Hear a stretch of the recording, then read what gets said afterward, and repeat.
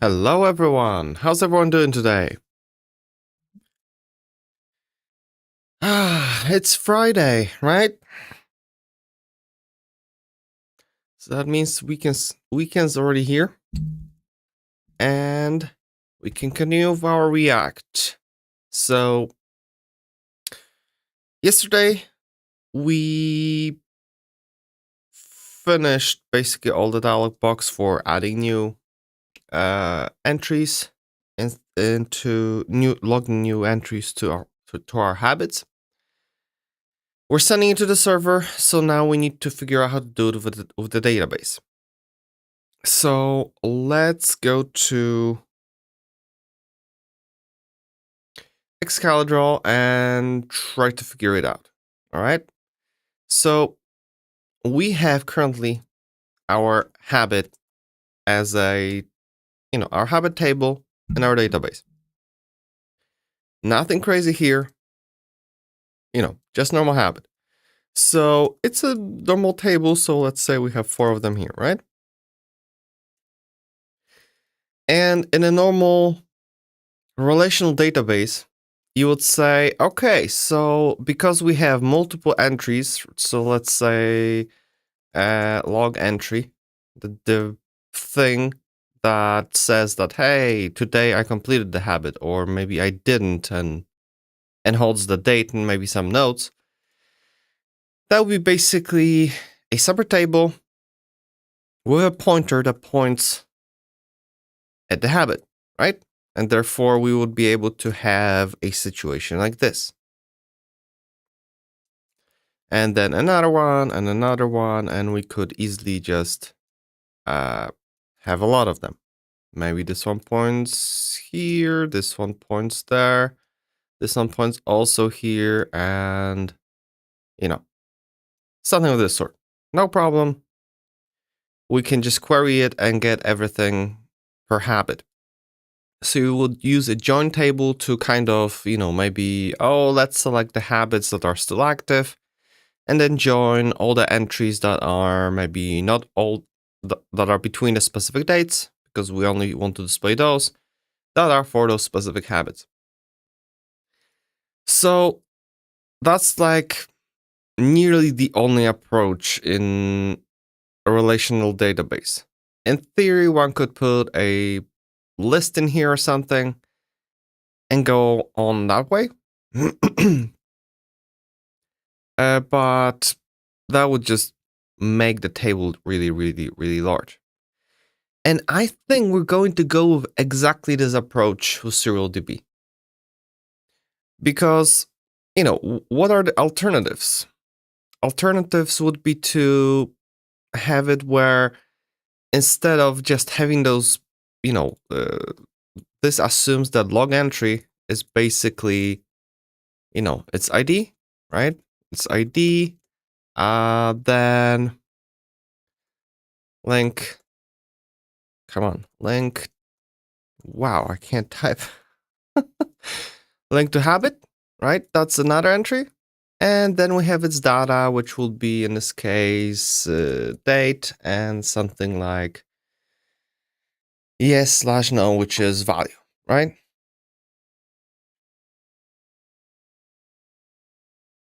So that's our log entry. The alternative of SurrealDB would be to make it into a relation. That means that this kind of points in both directions. So log entry relates to the habit or the other way. And I need to, I'll be right back. Sorry about that.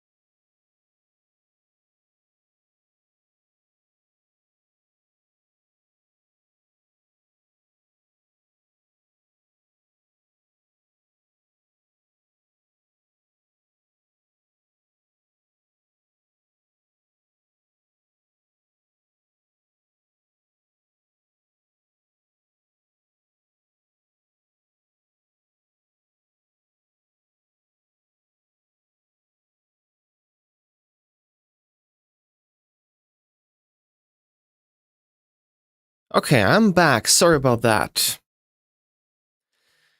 So like I was mentioning, we could, in theory, replace those relationships with, instead of just having a link to habit. So let me maybe copy it. What we could do is get rid of the link to the habit entirely. So log entry is just a pure log entry. It doesn't care about anything. But instead, we would replace them with relationships. What that would essentially do is that our relations here, maybe I can select them all. There we go. They would essentially be bidirectional. Sky says hello. Hello to you too. How are you doing? So querying something like that would look maybe like, hey, habit, and give me everything that points through like a relationship, I don't know, has entry, or maybe just has, and it needs to be a, yeah, there we go, right? A relationship has, and this would be to log entry. And this would give it, something like, for the habit, would return this entry and that entry, and it was supposed to be that entry. Okay? Just like that, it could potentially work. But the problem is that what it does in practice, it actually creates a separate table of the has. And this then basically points at this one and this one for us. And let's make them one directional. Okay. And well, we would need to have a few more of those. And as you can see, this can be hard to draw. So it has this log entry, points at this record and whatnot.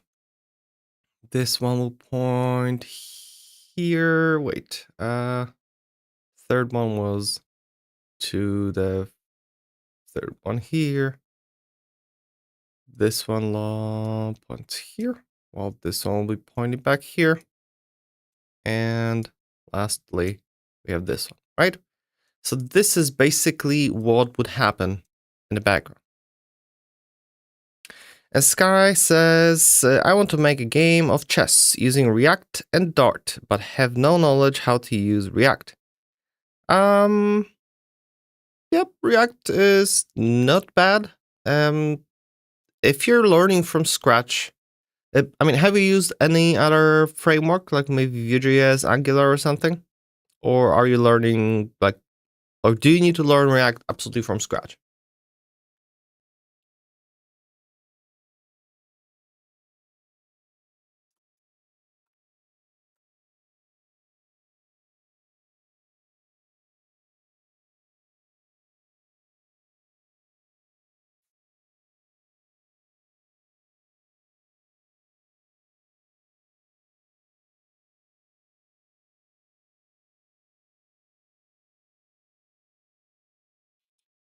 Okay, so we've got some descriptions here that kind of explain this thing. So the thing with relations is that they're really good if we have something more complex. Because the moment we say that, hey, give me habits and, all the relations of it, what it's going to do is it's going to search for all the relations that maybe point at habit, right? So it will do, and then from that, it will figure out, okay, I found all the relations, so now I can grab all of those and return them. So we basically end up having exactly the same thing where log entry points at habit. The only difference is it's indirect, right? It's indirect. And if you want to add some kind of filtering, you would need to put maybe the date when the entry was logged or something into the relationship. and suddenly you have the state scattered and whatnot. So in this very simplistic case, I don't think it's a good idea. It would just add overhead. And this guy says, I'm super beginner. I tried to learn Flutter, but ended up failing. I tried to use Android Studios and Flutter, but I got super confused. But I do know how to build websites. Okay, so you know how to build websites. So Flutter or something like that will be vastly different than building websites. Anything on mobile is just, completely different approach. So you have two choices here. You can go either with React and kind of be a little bit more confused in the beginning, or go with something that's simpler to use and use it either as a stepping stone or just use that because it's better than React. I know that job-wise, if you're looking for like, oh, I'm going to improve my, I want to get a job, then go with React. Right now, there's just tons of React jobs. Normally, I would say, hey, watch this series from the beginning where I learn React. But the thing is that I have years of vue.js development.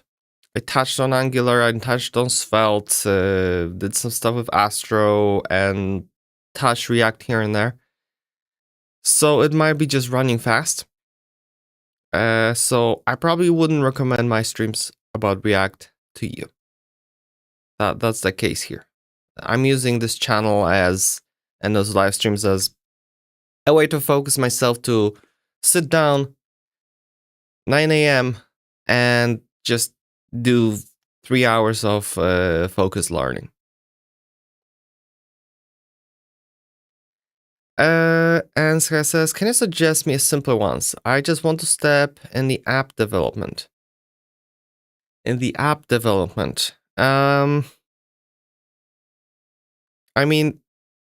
guess if you want app development, then you go with Flutter. Unless you want to stick to, what is it?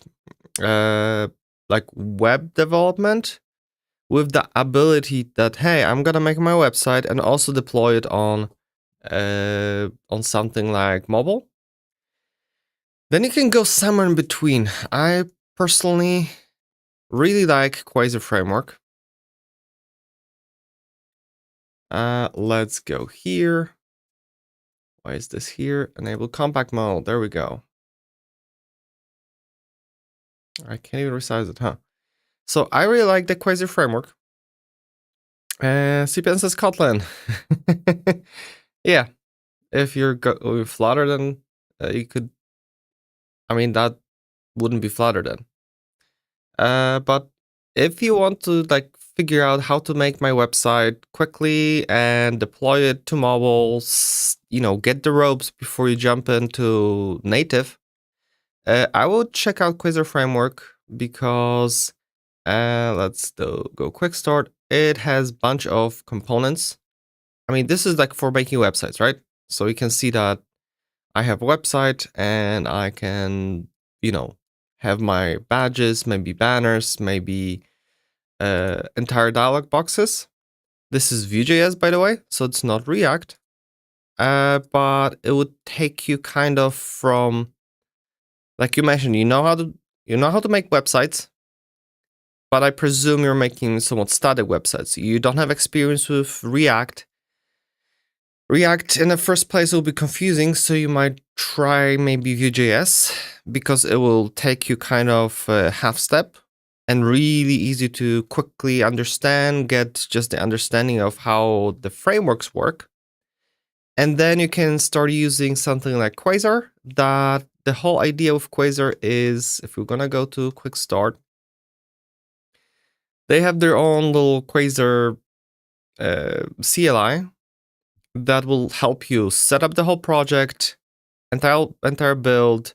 You can actually select, hey, I'm interested that I will be deploying it on maybe mobile. I will deploy it as a website and a few other things.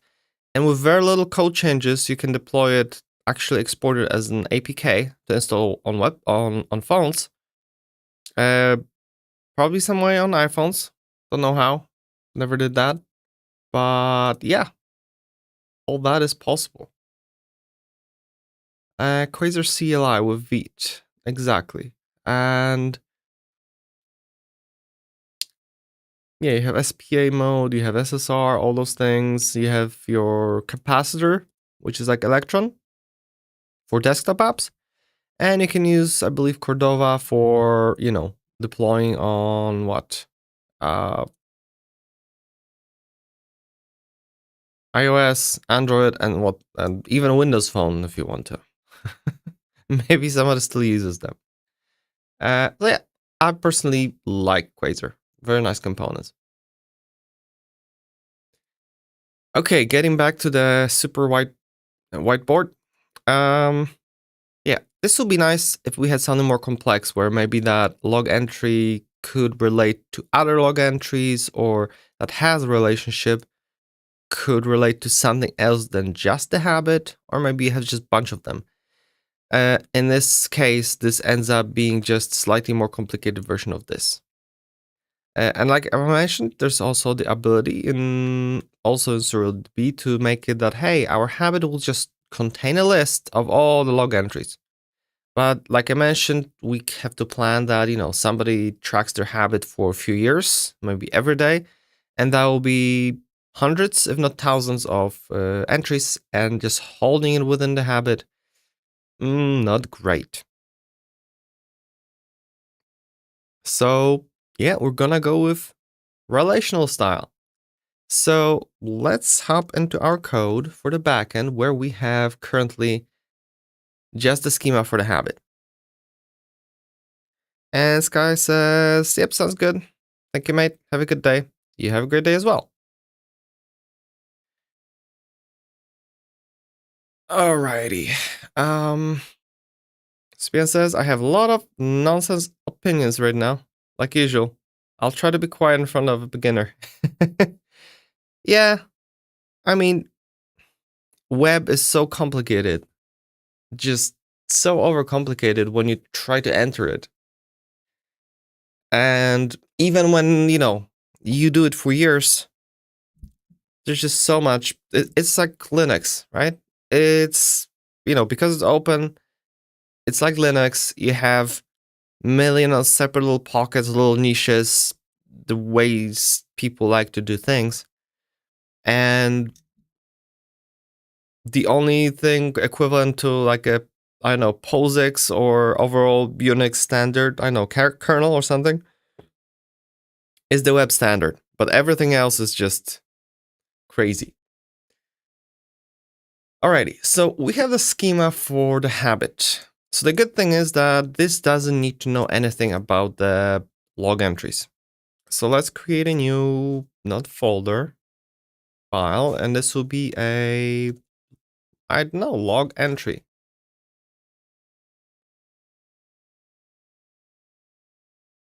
Sure. Let's literally copy it, paste it, because this will be relatively simple, right? We have when we created it, when we updated it, do we have option to update log entry? Yes, because somebody can submit it again for the same day. Deleted that, I guess we want to allow deleting it. And then name. We don't really care about name. We don't have a name for every single entry, so this will go away. Description will be turned into notes. All right. By default, we have empty notes, less than 500. Great. But the other thing is that we need to have the value that the log holds. Like, did I succeed this day with the habit or did I not? So let's define. So I'm gonna call it value, right? And this will be basically Boolean. Define field, override, and this will be, if I wonder if I can actually call it value, because value is kind of reserved word in a few places, but it could work. So of course this is not on habit. This will be on, what is it? Log entry. How about that? We literally call it that way. And Zishan says hello. Hello to you too. How are you doing? CPN, I can see you're going full on Windows. Are you getting the Windows XP themed Crocs?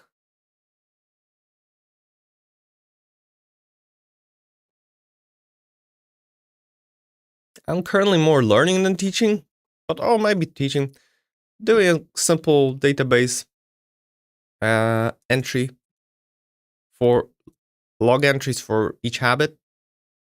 So, and using SurrealDB, so your multi-model database.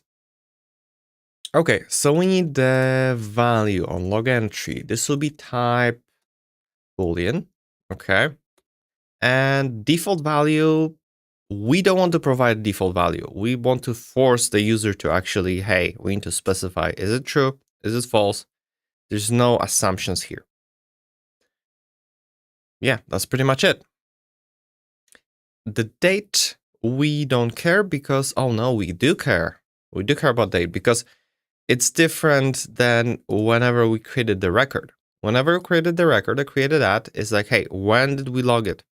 But we want the user to allow, hey, you know what? My phone was dead yesterday. I couldn't put in the entry for yesterday, so I'm gonna do the next day and do it that way. So we need to also have the date. And this will be date. We don't want date time. We want just the date. We don't care about what time it's for.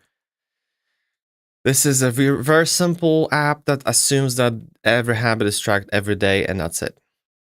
Value on, wait, that's not value, to be date on log entry, okay? And now type will be, let's check what exactly the types were. So in SurrealQL,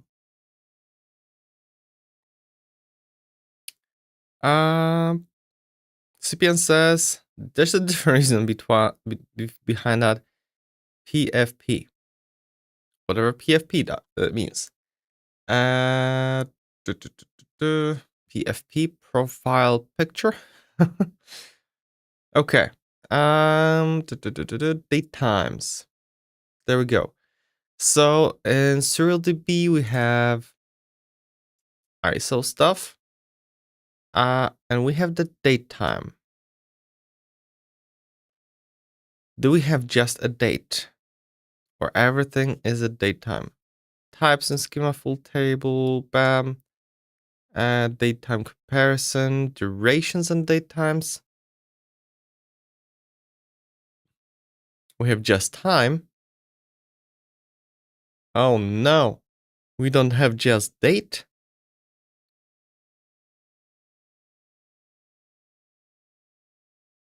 Looks like we'll be dealing just with dates. So let me just see if we have something extra here on how to. I mean, in schema we can say type date time, right? It always needs to be here, so there are no assumed values or anything. Just hey, date time.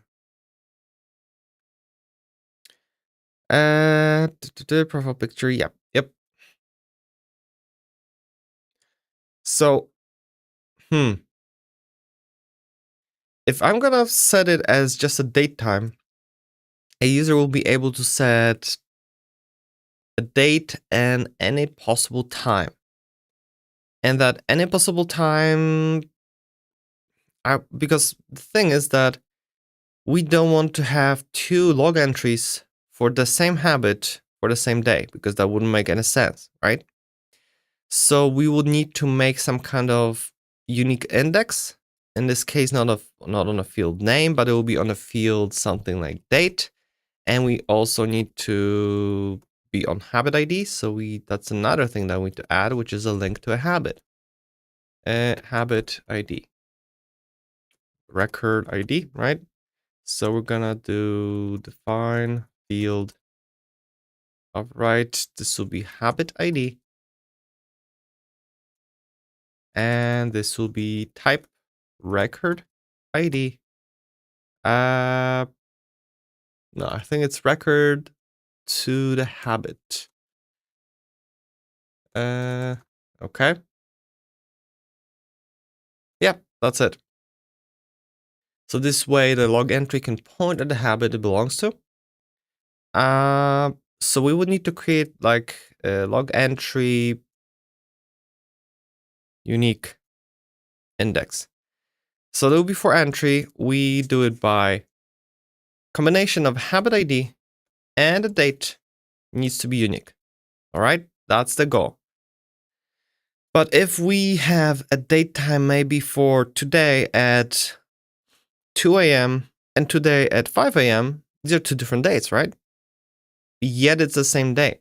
So we need to find a way to basically, whenever we save a date into this table, it saves it as this same specific time. Zishan is asking, sir, are you not available on LinkedIn? I am on LinkedIn.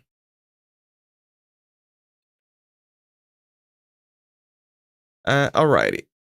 So let's see. So database functions for our dates, date time, or something like that. We have time,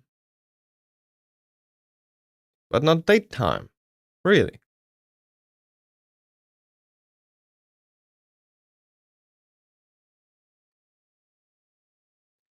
Parsing, searching.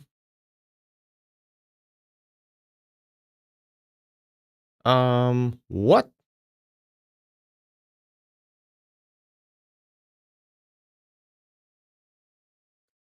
I recall there being daytime. I guess time will be just for that? No, we have only time in here.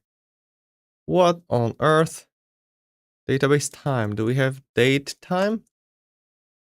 No. Haha. Okay, I did not expect that. What the heck? What am I missing here? Let's get back to our time. And let's see what we have here. Because we have, okay, how we create time, that's all fine. Correct input and all that fun stuff. Responses. Okay. Datetime types and schema full. Defining a schema full table will also ensure that datetimes are properly formatted and not passed on a simple string. Yep. And the above query will fail because datetime is not cast as a datetime type. Type datetime.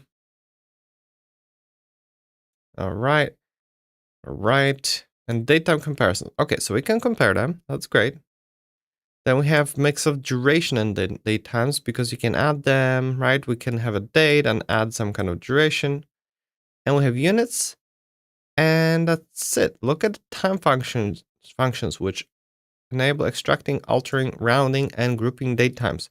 So it is just time. All right. So we can look at those. Many of time functions take an option of date time. Okay. All right. I can deal with that. So we have ceiling rounds datetime up to the next largest duration, day. Extracts the day as a number, okay. Floor, which rounds datetime down by a specific duration. So we might use the floor. And we'll use like a 24-hour period or something. Format group, hour, max, maximum, all those extraction little things. Constant representing the least possible datetime, huh? We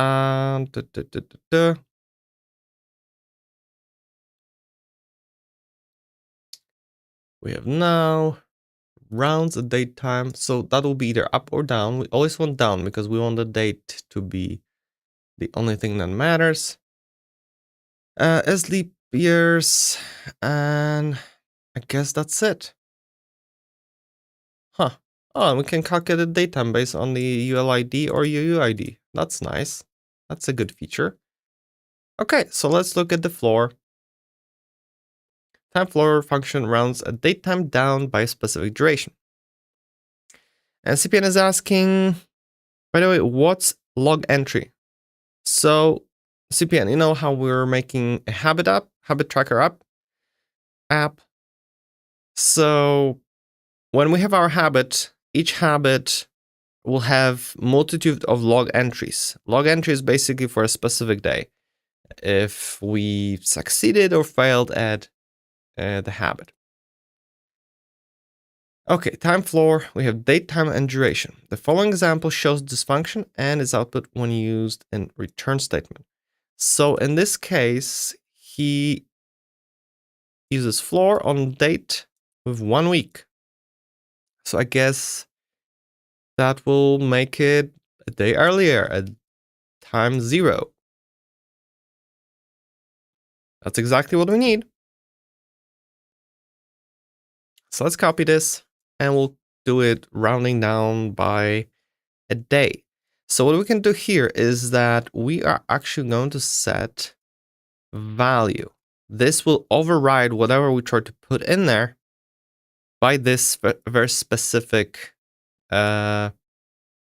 So we'll be rounding by 1 day and not this date, but I wonder if it's just value. Let's look it up. Let's go to define field documentation. We have statements, define field. And in here, when we zoom out, we should have something about using the value clause to set field's value. So use the value clause. Yeah, the value clause differs from default, and that a default value is calculated if no other is indicated, otherwise accepting the given. A value clause, on the other hand, will ignore attempts to set the field to any other value. Right? We can just set it to, I don't know. As example above shows, a value clause sets the value directly. However, the value will not be recalculated in a select statement, which simply accesses the current set value. Exactly. This is the value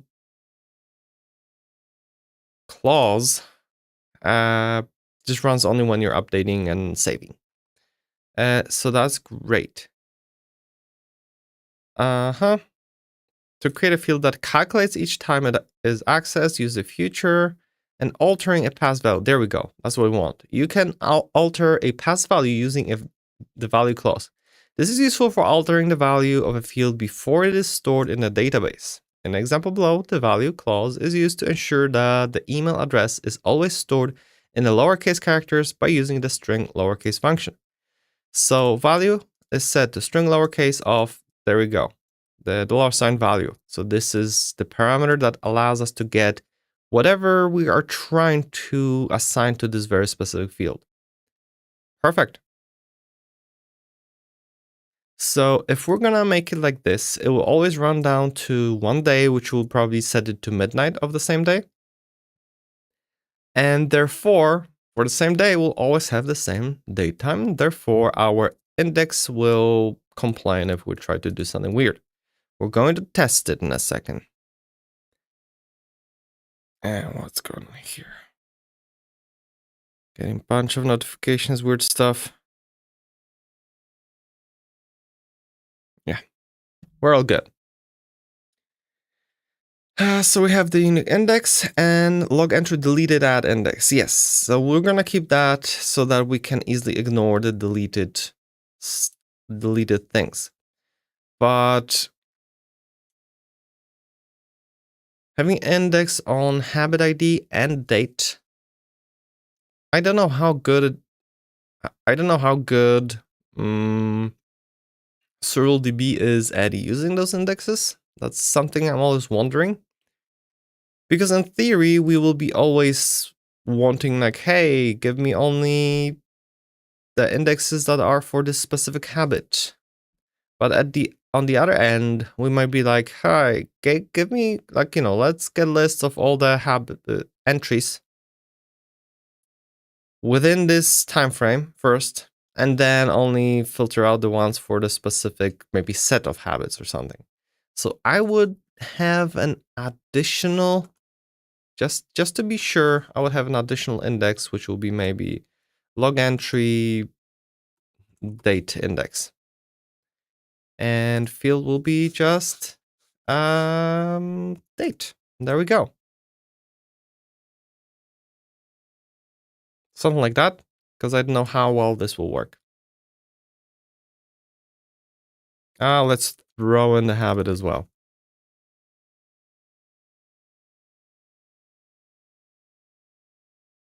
That's something I need to research to see what is the good approach here. Okay, and I think that's it, right? If we're gonna look at our very wide diagram, so there's warning, ID, link to the habit, date, and value yes, no, and extra notes. Yep, we're all good. We don't need to store any other data. The same thing goes for our habit entry here. Habit name, log date, log value, and log notes. Beautiful. Okay, so let's try to put it into our database. So I believe here we can just go in to our query and just throw all that in. And we already have a problem. Is it bool? Yes, that's a better syntax. So we run it all and it all succeeded. So let me go quickly here and fix it. This just needs to be a bool. There we go. So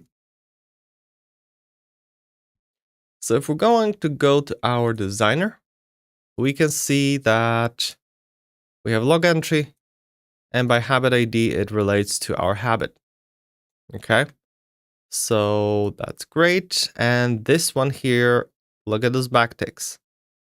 That's because we named the value, and that's kind of not the best option because it needs to escape it, because I guess otherwise it's a keyword. So that's the thing I was worried about.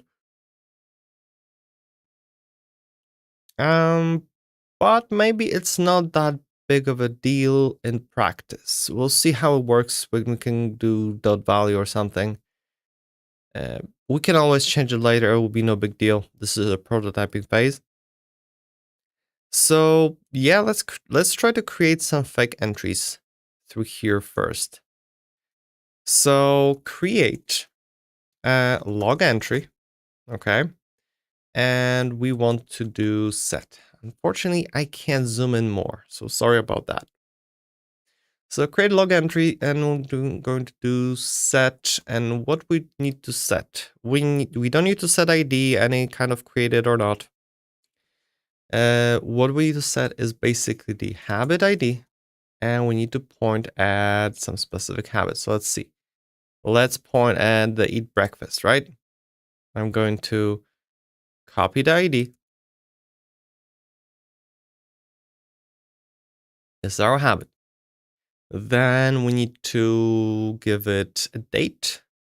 So date will be time now, right? Because it's for today.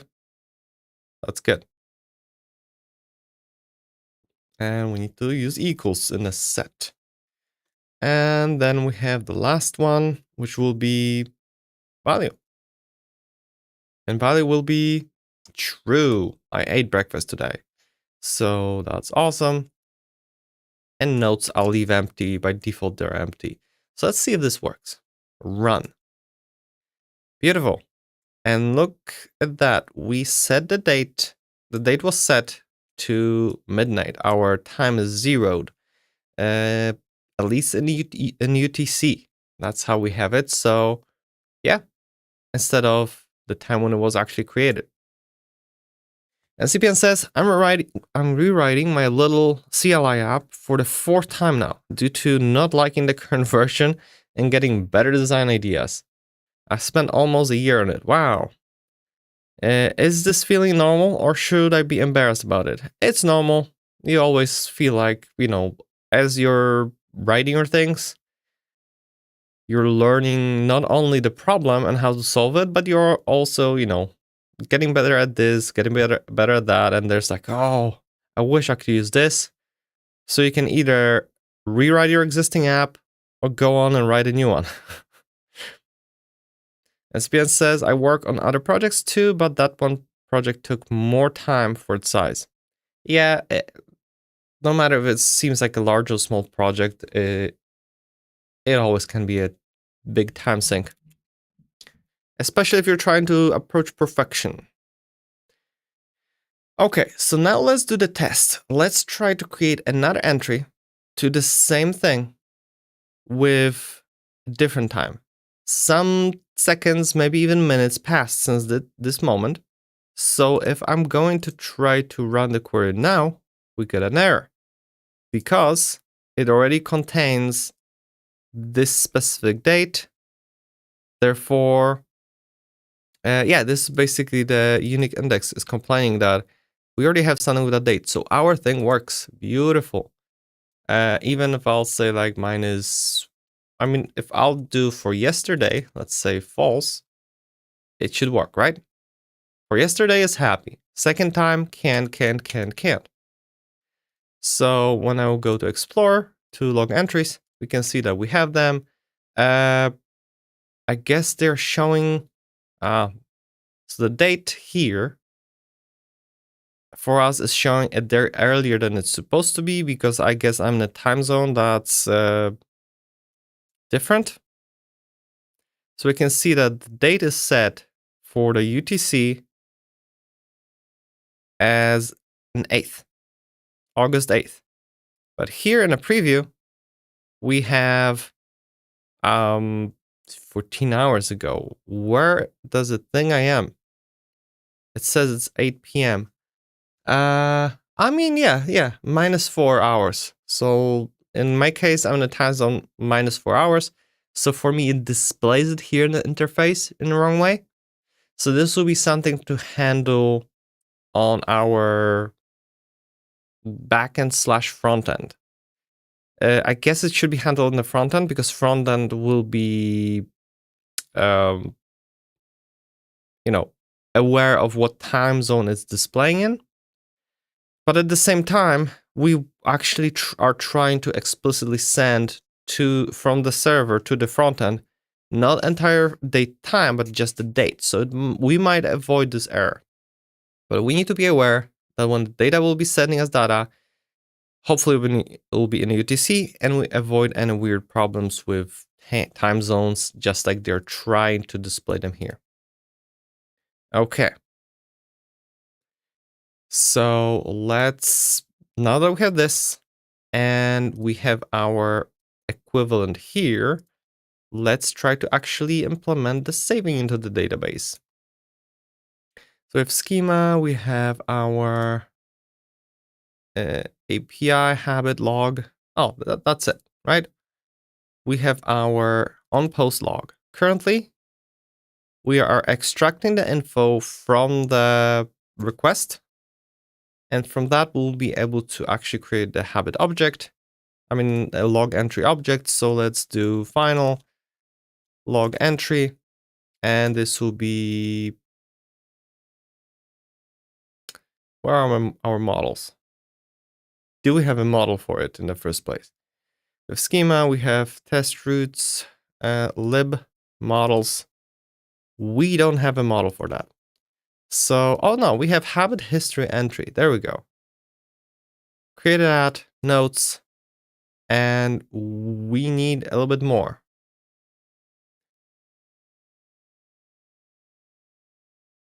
When was the entry logged? Yes. Final, then will be date time, I guess. Do we have just a date? It doesn't seem like we have date. We have only date time.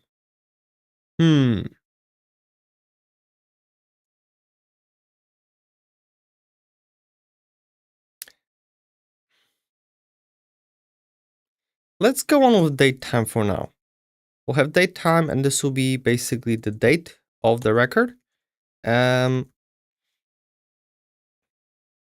What date is this log entry for? Or whatever history entry. Then we're gonna have the actual value. Bool, and this will be the value. All right. Whether the habit was what you complete a habit. was completed that date. Okay. And the notes. And then we also need to point at a specific habit. That's another thing that we don't have. But do we need to store it here? That's the question. Because if we have our habit history entry within here, I'm wondering, do we actually want to have a link to the habit here, like a name of habit here? When we send it to the front end, we'll just embed them within the habit itself, so we have that already collocated. So maybe we're just gonna leave it this way and call it a day. But when we receive the data from the database, we'll probably want that extra information.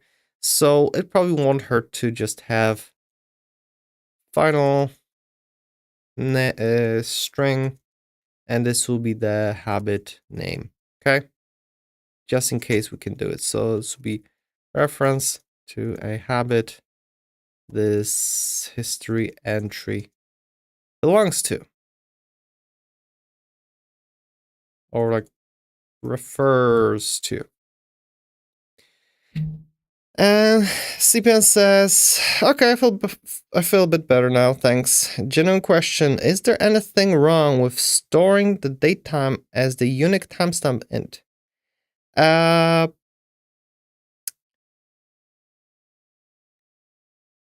I don't think so. There's no problem with storing it as unique Unix timestamp. I would expect that some databases actually store it that way in the background, and just whenever because you can quickly compare dates like instantly because it's just a number.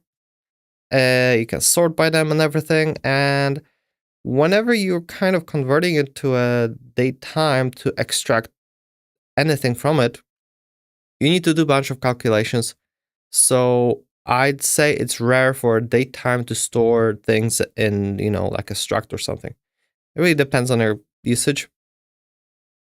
But yeah, as for pure storage, Unix timestamp is great because it's just a simple number, no structures. And then I was asking, bro, does QPP development have feature? Does app development have feature? Or backend development have future? Yeah, you'll always need backends. You will always need some apps. So, in my opinion, there is a future. Yep.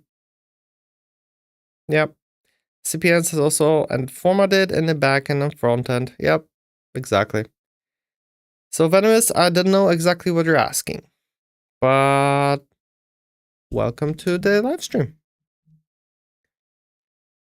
Okay, so this is now unhappy because we're not providing it all the information. So let's try to force it to get all the information. So we're gonna have created that. We'll have that. We need to require. What's up with this created at? Do we need it? I don't think we need it. So this goes away. We need to provide the habit name and date, value, and notes. Date, value, notes, and that's it. But notes should be optional, right? How the hell was I able to create optional name parameters? I guess like this, right? It isn't required and that's it.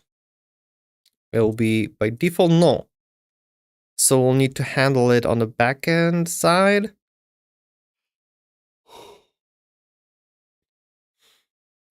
Let's do it this way. Now it's by default is just empty string. And fields in const classes should not have initializers. Oh, because it's a const class.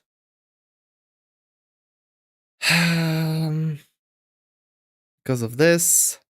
Okay, fine, let's make it no. I don't feel like fighting with Dart right now.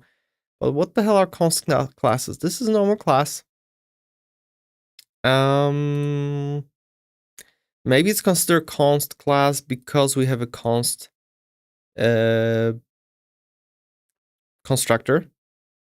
And it's like that purely because of our JSON code. Excuse me.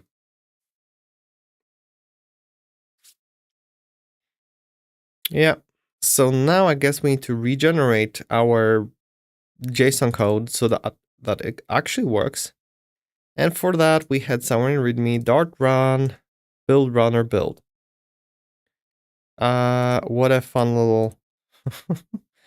Come on. This paste. There we go.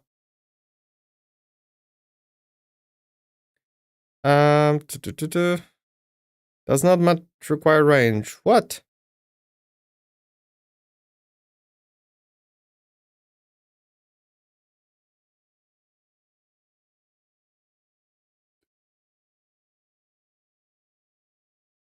This is a new one.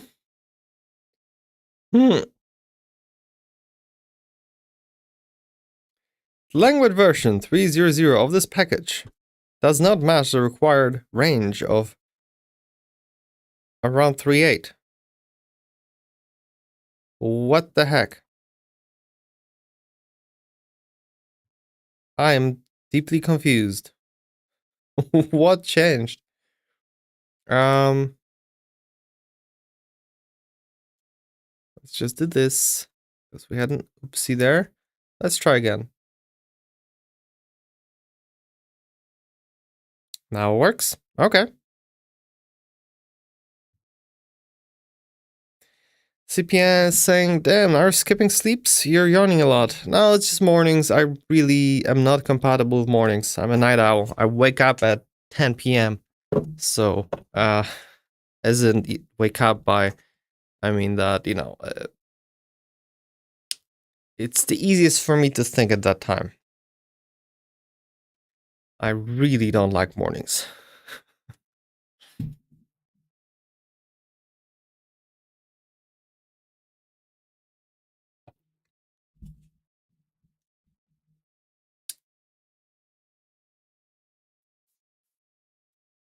Okay. So the thing was regenerated. So now in our here we can basically finally do final log entry will be habit history entry. And we put in habit name, we put in the log date, and we put in the log value, and we even put in notes will be log notes. All right. And this is here imported as a string.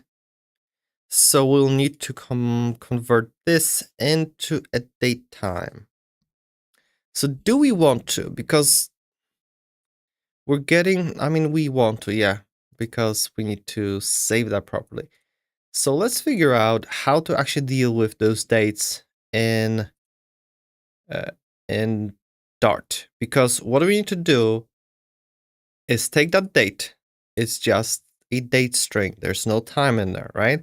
We need to convert it to a date time in a UTC time zone at midnight so that we don't mess anything with days. And that's how we will be able to send it to the server. To the database. So let's go to our Dart documentation and hopefully we can figure out something with core libraries, right? Async math, convert IO. So maybe core. And here we have a bunch of stuff. Iteration and all that stuff. Is there a search box? Date time.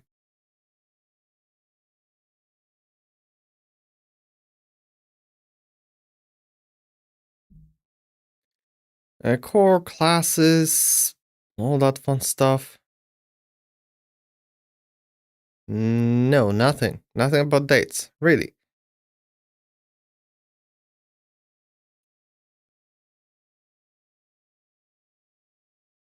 A triple collection, asynchronous programming. Resources. Breaking changes, language evolution, language specification. I don't want to look at a specification to get info about a type. This is just how to best write. We don't care about that yet. We're learning first.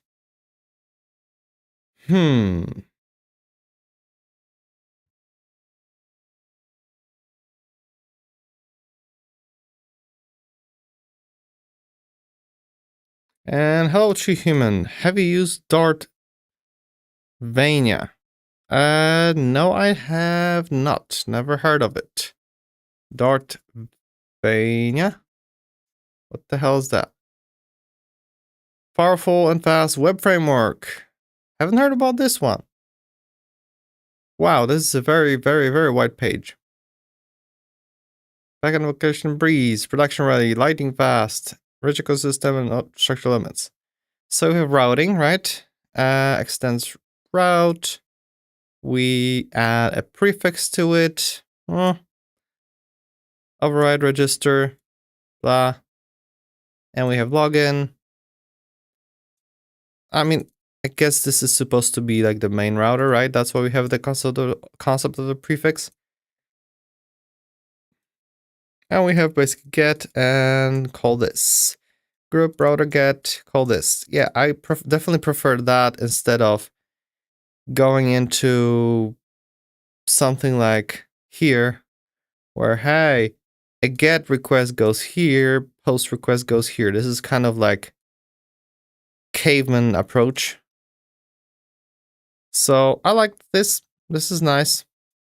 Pleasant. I can define my IDs here. So this is nice. Awesome. Easy validation. Okay, so we have some validation rules we can apply here. Required string, max this and that. So that's nice. Yep. That's fun. ORM models. Don't care about that. Don't use a database that is compatible with any ORMs that I know of. But again, it exists. Advanced Query Builder. Again, won't work. Database migration. Again, don't care because this is using builders unless... No, I could use my own code here. So that works. I'm actually working on a migration, database migration little thing right now that tries to be database agnostic. So, yeah. Email system. Okay, great. Why is this in the web framework? That sounds like it should be a separate package. Okay. I mean, the intro looks fun. I'll keep it in mind. Thank you. Documentation. Okay, we've got some documentation here. Look at that. So that might be an opportunity for future refactor. And we can do dark mode. Beautiful. I'll keep it open. Yeah, somehow it didn't pop up when I was looking for the various web frameworks for Dart. It's kind of hard to find packages for Dart so far. It's like there are no good repositories of what's good, what's not.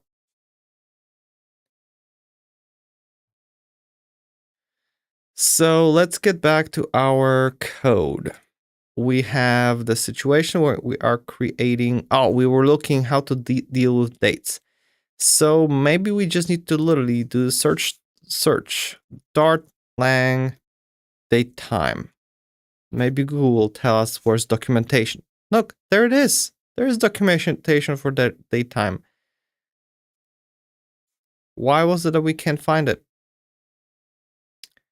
Okay, so datetime class, an instant in time, such as... Okay. Datetimes can represent time values that are a distance at most 100,000 days from epoch. Okay, so there's your thing.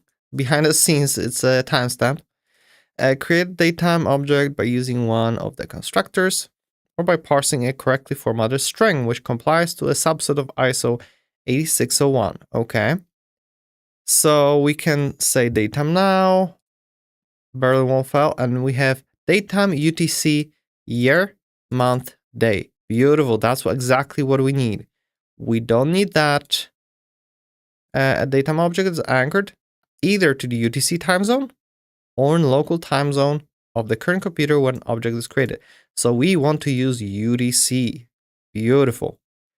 And then we can get .year, .month, .day, and a month seems to be not 0 based, it's just normal human 1 based. So that's good. For convenience and readability, the datetime class provides a constant for each day and month name. For example, August, Friday. You can use these constants to improve code readability, right? UTC 1989, datetime November, and all that stuff. Awesome. UTC local time, do this, or local, which is without the .utc. Okay, and is UTC will say false. And use to local to UTC, that's perfect. Okay, good API, right? Use time zone name to get an abbreviated name for the time zone, for the datetime object. Okay, so local day time zone name, whatever, else EET, whatever that actually means.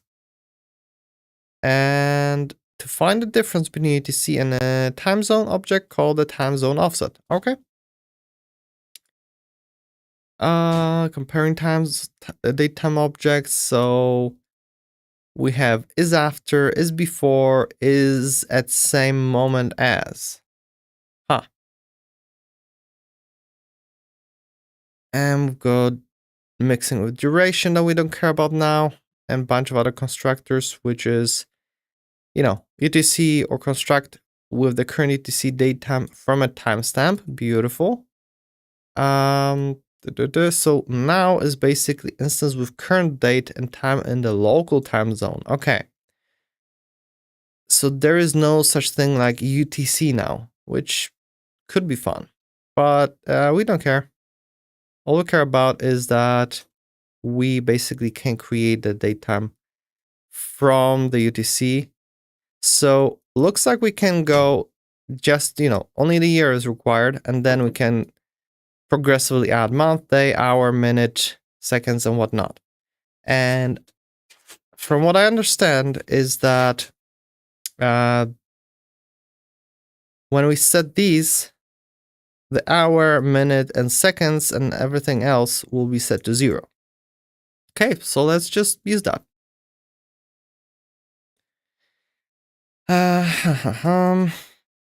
Let's zoom it in for the stream a little bit.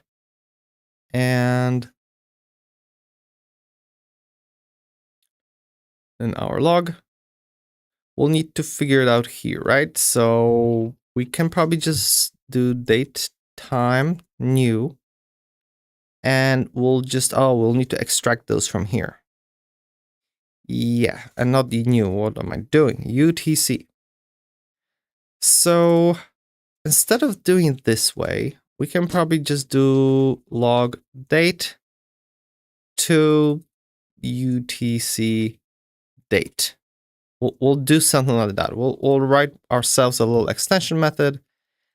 So let's go here and we have our models. Let's create maybe something like helpers. Okay. And we'll create a new file. It will be date helpers, or let's just call it time helpers. .dart.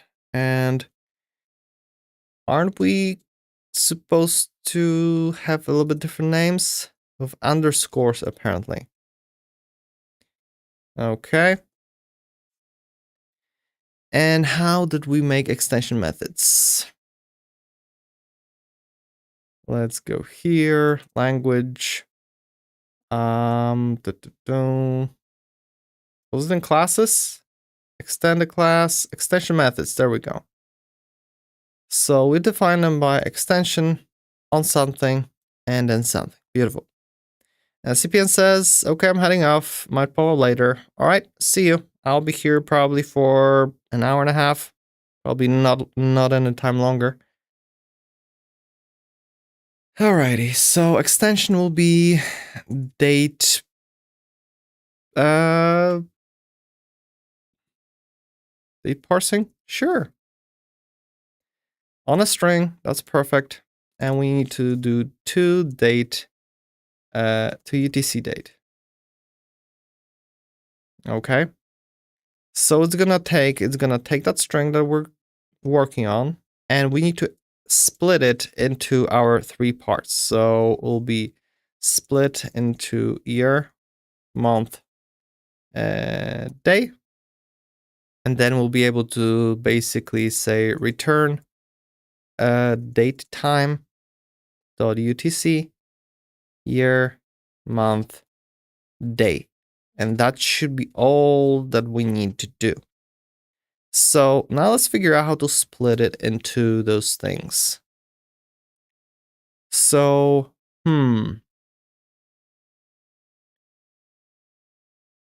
because we have our core libraries, again, we don't see strings and regular expressions. The string class defines such methods as split, contains, starts with, and ends with, and more. So search inside a string and all that stuff. So we want to do this split thing, right?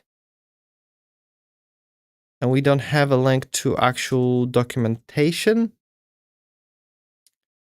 That kind of sucks. So here we had the datetime class, right? Can we find string? Yes, we can. And we have properties methods, which has split. There we go. Split the string, splits the string and matches it matches of pattern and returns a list of substrings. So it accepts something called pattern. In practice, a pattern can be just a space. For us, it will be a dash. If the pattern doesn't match the string at all, the result is always a list containing only the original string. Okay. I mean, that's simple, right? We can split by dash, but I saw that after that, we have some other thing. We have split, map, join. Ah, look at that. So this is for the common scenario where we want to split something with a pattern, do some kind of, I guess, something when we found a match or when we didn't find a match. Splits the string, converts its parts, and combines them into a new string. Huh. So we have each should leaves, split map join by, I guess, the word shoots. So on a match, we extract it. On non-match, we do that. Okay, so we get the shoots, and the other stuff are just converted into those. Huh. Interesting. But all we care about is the split. So we're going to do the very simple thing. This dot split by the character of dash, and that should give us the elements, right? So I guess we can basically say final, and I guess split returns a list. Yes, a list. So we could simply say year, month, day. And that's it. That should be it. And we need to say that we return date time. And I guess that's it.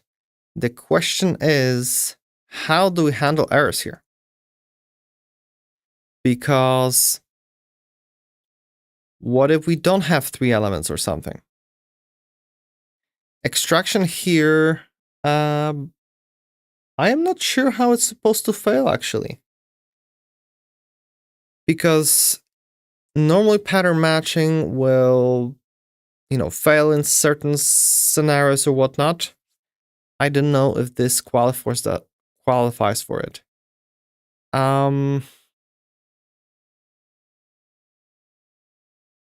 We'll see. We'll do some tests. Other than that, argument type string can't be assigned to the parent. Okay, so we'll just need to or parse int, parse, and we do that part, right? So I guess we'll just wrap the whole thing in try catch just in case. Or do we maybe not bother? Because if this throws, we want to throw so that our parent takes care of it. So let's give some string, converts a string date from year, month, day format to UTC date. And that's all we need to say.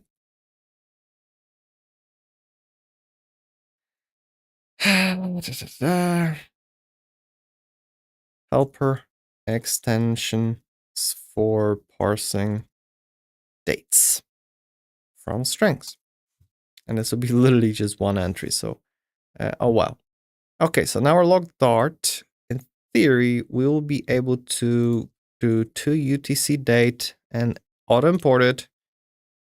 Where did import it? There we go. Beautiful. This is unused import for DB types, I guess. We'll get there. And we definitely don't need FFI. So let's break it down into something more manageable, more readable.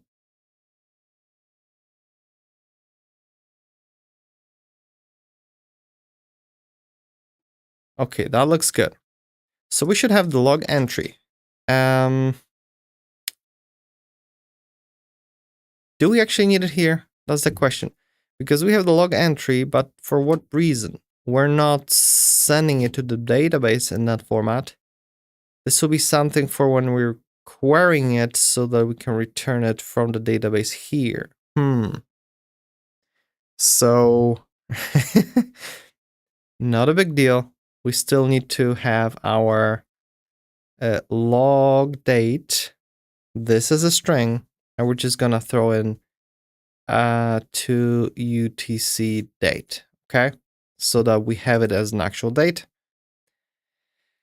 And therefore, we can go on and save it in a database. So let's go here and copy a bunch of code. This is just our model. We don't care about those. What we care about is this. On post habit, we have basically here the code to handle saving in the database, and we're gonna do the same here.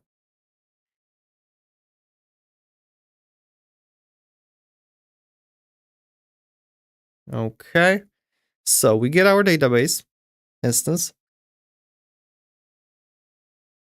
and then we're gonna run a single query, which is again our own extension method.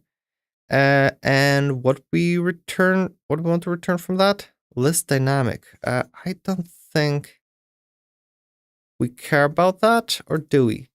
This should be a single thing, so I'm not even reading that, so dynamic. Whatever, right? And here, do we do anything with the query result? We just check if it's okay or not. So we don't need it as a list because it does not make any sense. Okay. So here we're basically doing the thing. Create, and this will be log entry. And now we need to set a bunch of stuff. So let's just copy it from here. Where we had a query to actually do that. We had set this, set that. We just need to nicely update here. So the habit ID. We don't have the habit ID. We just have a habit name. That means that when saving our query, we actually need to do two things, okay? So let's figure out how we can make like multi-line strings in Dart. Dart multi-line strings. Some people are asking, wow, I just No, thank you. Go away. I'm still working on Dart. Just want the output string defined by .dart in my HTML. Whatever. I understand that we need to use that triple this. When I print my query, I got the good result, but the output in HTML. So we can do something of this sort.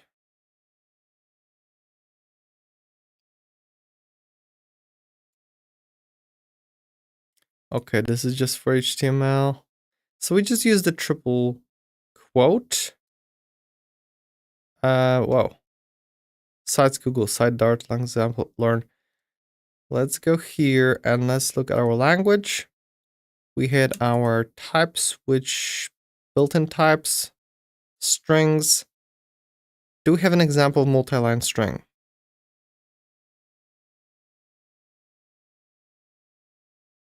Concatenation, multi-line string. So we can use triple quotes and raw string by doing this. I wonder if we can do raw string, because here not even /n gets a special treatment.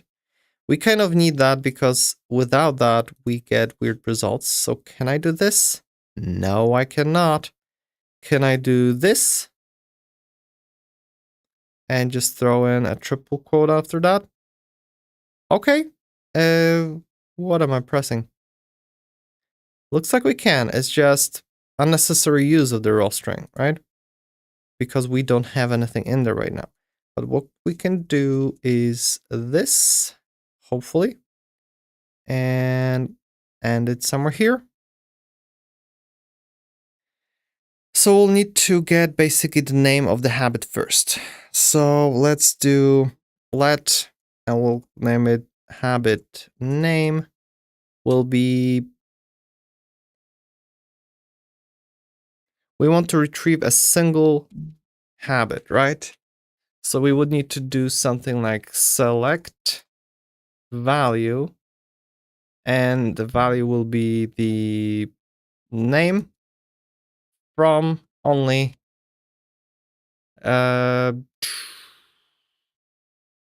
habit, where name is where oh no, we actually have the ID already. No, we got name from here, right? Habit name. Oh, so we want the ID. Sorry, we want the ID. So habit ID. So select value ID from only habit name, where name is habit name. Okay, so that will be our first query. So this should assume that it gets this only, so it won't be a list of results. It will be just one result, right? We just guaranteed that, hey, we have only one entry here that is missing where. We're guaranteeing that we have only one entry from which we're extracting the ID. So we're not gonna have it wrapped in anything. And this is a single query, so I presume I'll put in parentheses, I presume that we can extract just the first element, which is just that one query return. I think. This is the one confusing part about SurrealDB, how it wraps everything. So then we can create a new log entry, set habit ID is the habit ID, right? There we go, we provided it here. Then we have date, which will be whatever we provide, right? Log date, and value will be log value. And lastly, notes will be notes or whatever, log notes. So that's great. And we'll need to basically provide the habit name. We'll need to provide the other stuff. So let's just copy this.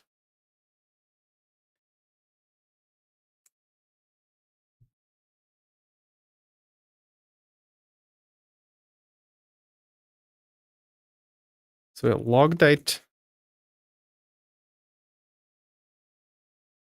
We have the log value and log notes. Alrighty. So we pass those. Hopefully you'll be fine by having this left the way it is. Yeah, I guess that could work. Let's just try this out and see what happens when we try to actually run this kind of thing. So we see what actual results we're getting from the database.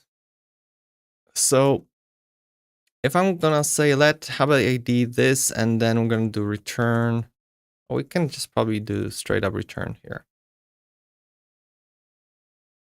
And habit name will be, let's look it up.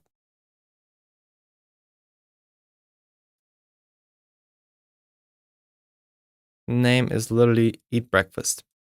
Okay, we'll be operating on that one. So where the name is eat breakfast. So what happens if we're not gonna do this? Run. Oh, we are apparently getting exactly the thing that we need. So maybe we don't need this after all. I guess the difference would be, whoa, I'm running all over.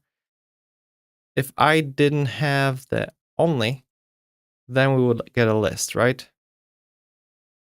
Yeah, now we got a list of those entries. If I didn't have a value, just ID, gonna have an object with ID.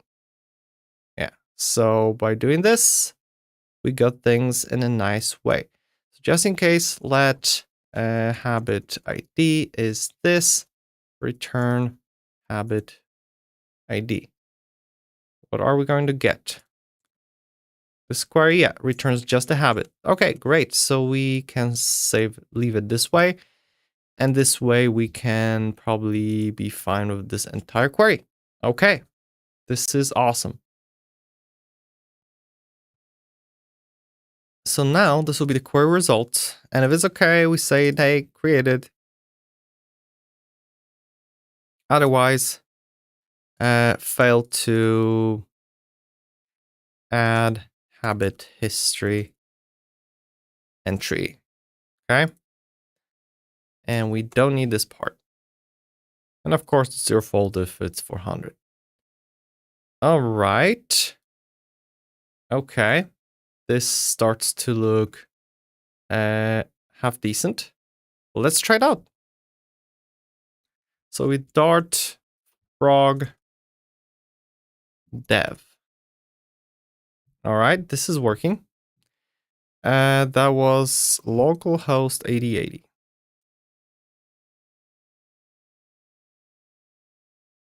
Let's put it in here.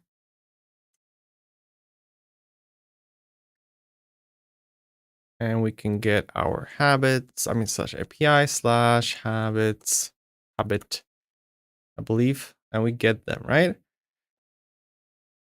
Now here in our React app, we should be able to do npm run dev.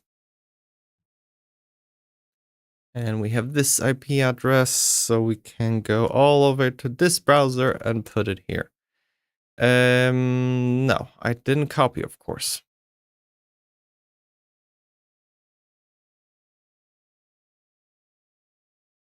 Oh,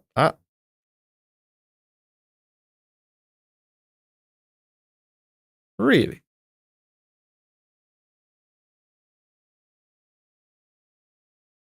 Hmm. 5173.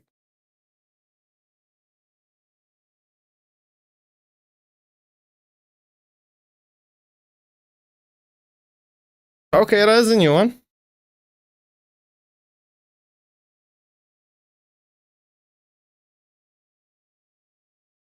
We're on the front end, compiled all the stuff. That's all good, all good. Huh.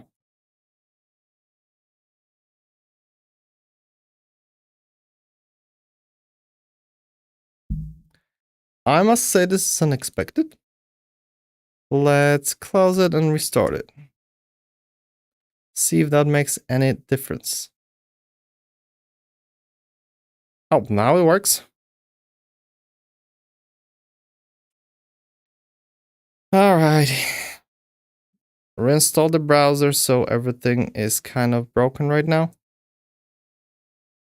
Going back to 200. There we go.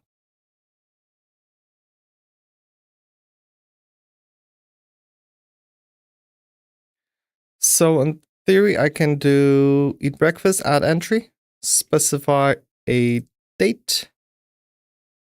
Let's make it January 5th of 2024 that we did. And like, I'm so proud of myself.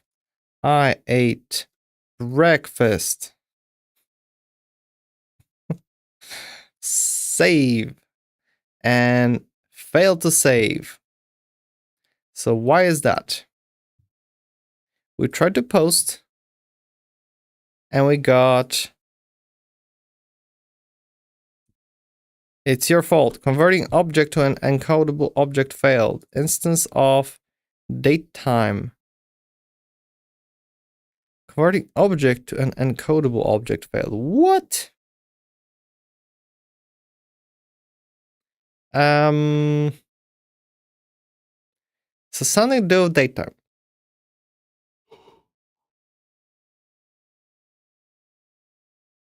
So what we sent is just a string, no other stuff. And what is Dart trying to do? When it receives it, it tries this and that, a date, as a string, and that. So I wonder if Dart is seeing like, hey, the string looks like a date time. Maybe I'm going to convert to a date time. Strange. So let's just comment this code out. All right, we're gonna throw in the return response will be, I don't know, 200.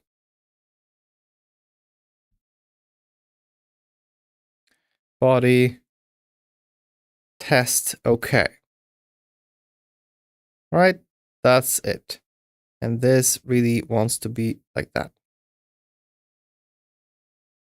This is redundant, great, okay. All right. So what if I'm going to try to make it as a date time instead? Will it work, or am I failing somewhere else? Maybe we'll just do, you know what, let's start with a name. We have a name, and we're gonna basically print it down here.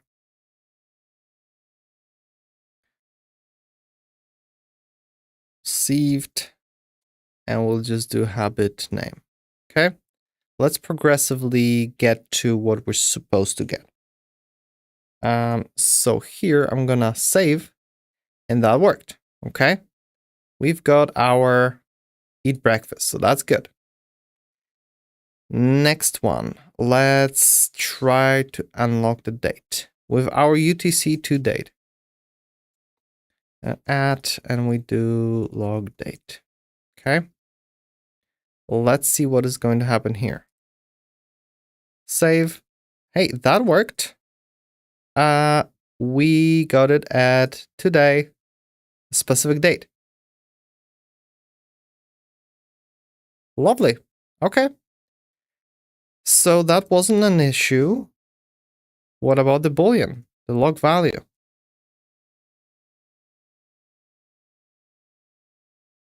Are we sending it as a value? Yeah, value and nodes. Let's set true for today. And that seemed to work, to have worked. With value of log value, and then we're gonna have notes, and that will be printing everything, right? So let's see if we can actually do that. Let's say for other day, for maybe January 1st of 2001. Save. So all that works. Okay. And we got everything here. Okay. Looks like our code here is working. Everything's perfect. So something here didn't work somewhere further. We didn't create a log entry. So what was happening somewhere here, we failed to do something. So something tells me when we try to save the date time, it fails to convert it to the database format or something. Like right here, log date, when we provide a log date as an argument, it probably freaks out and it's like, I don't know. So, how do we tackle it? That's the question. Because when we have this saved, it will probably be, again, the error, right? Log entry, something. We'll do the same, 2021, January 1st, save. And there we go, there's the error.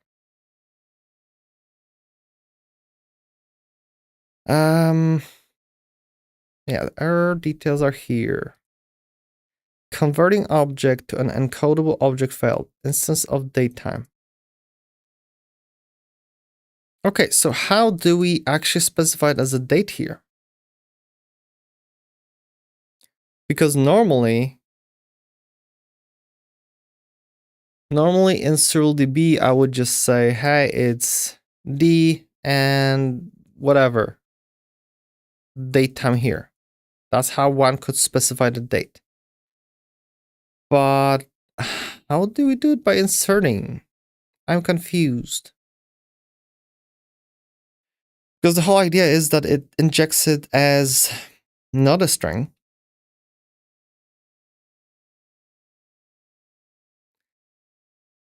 Okay, let's look at quickly at here when we have our types. Date times, right? When we create them, we do D and the date in some kind of format. Now, what formats are supported? I can do it this way, right? So that would be good. Maybe I can literally slap this on and a parameter here, and that will cast it, right? As a convenience, a date without time will always parse correctly as date time. Okay. So is that casting? No. So yeah, let's do that. Let's try if this works. We're gonna plop this here and log date. And for that purpose, we're gonna do, how do we format it back into normal stuff? So these are strings of our core. Where do we have the date time?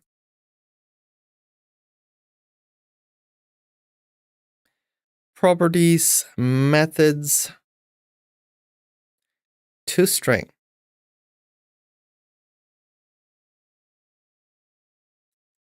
So implementation. Okay, so this basically does the proper thing. So maybe we could just slop it as in toString. toString. There we go. Maybe that will fix the entire problem now. Hopefully. Let's see.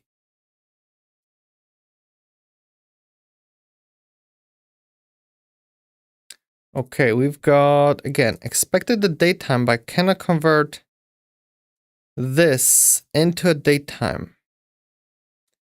So I guess it's missing the T. That's what it is. I mean, let's try it in raw SurrealDB. Can we do something like return date time of this? Can we do this? No. If we're gonna slop in a T here, it works. So we're just missing the T. But if we're gonna do this without any time zones, it sets it correctly as well. So I guess what we're gonna do is to surreal date string. How about that? So in our extension methods, time helpers, we're gonna define yet another extension. We'll do date stringification or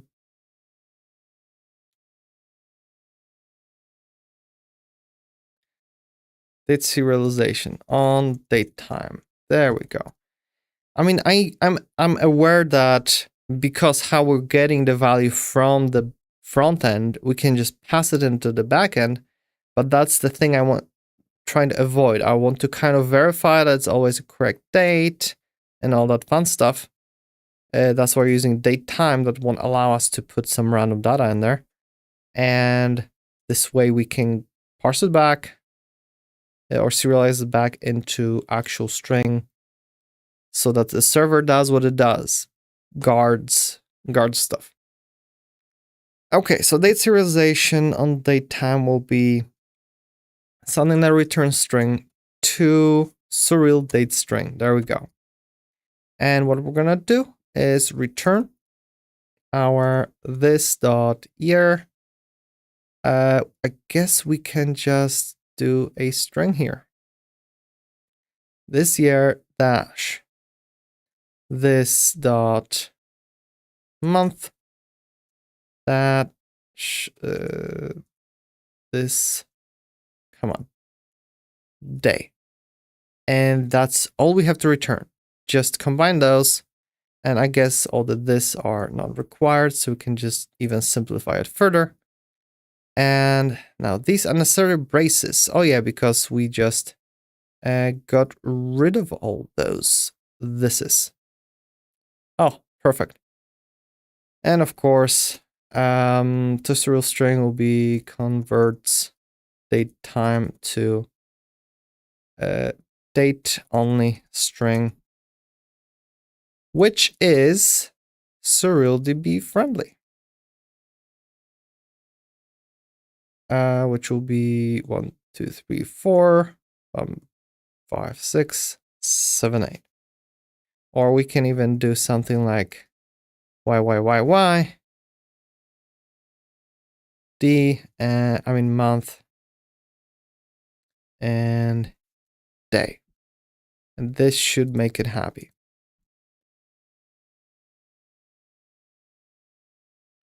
For converting dates into strings. All right. So now I think we should be okay because this is already imported. Yeah, let's try it. Let's see what happens. Log entry for eat breakfast for last year, January 5th. And so proud.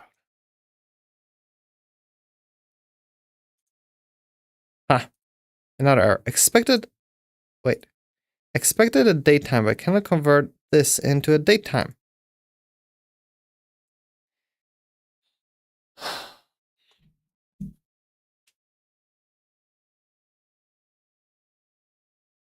Why not? I thought it worked before. Not this, you go away. So this doesn't work. Does it need to be 0105? Yep. Oh no. Okay, we're gonna do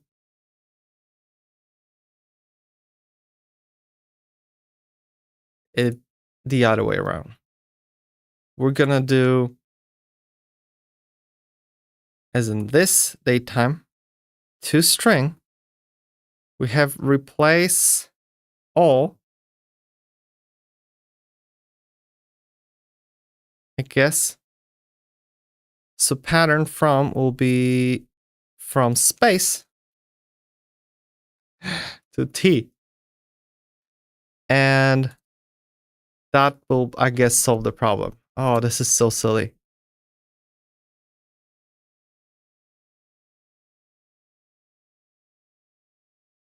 Which is SurrealDB friendly. ISO with T instead of space. Suddenly tells me there's a way to kind of make it to string automatically with a space, but I am not looking at it now. All I know is this: I replace the space with T and it should work. Ay, ay, ay. Number 5. There we go. And save. Oh, now it worked. So in the database, we should actually have this entry, right? Go to log entry, and we have it here. There we go. When it was created, for which day, was exactly what we want. January 5th of 2024 at midnight. We have the habit reference correctly set, and we have the ID and notes and a value all set. No relations, of course. But yeah, if we click the habit, I guess with control click, we get to the correct one, which is eat breakfast. Okay. Success. After an hour and 45 minutes.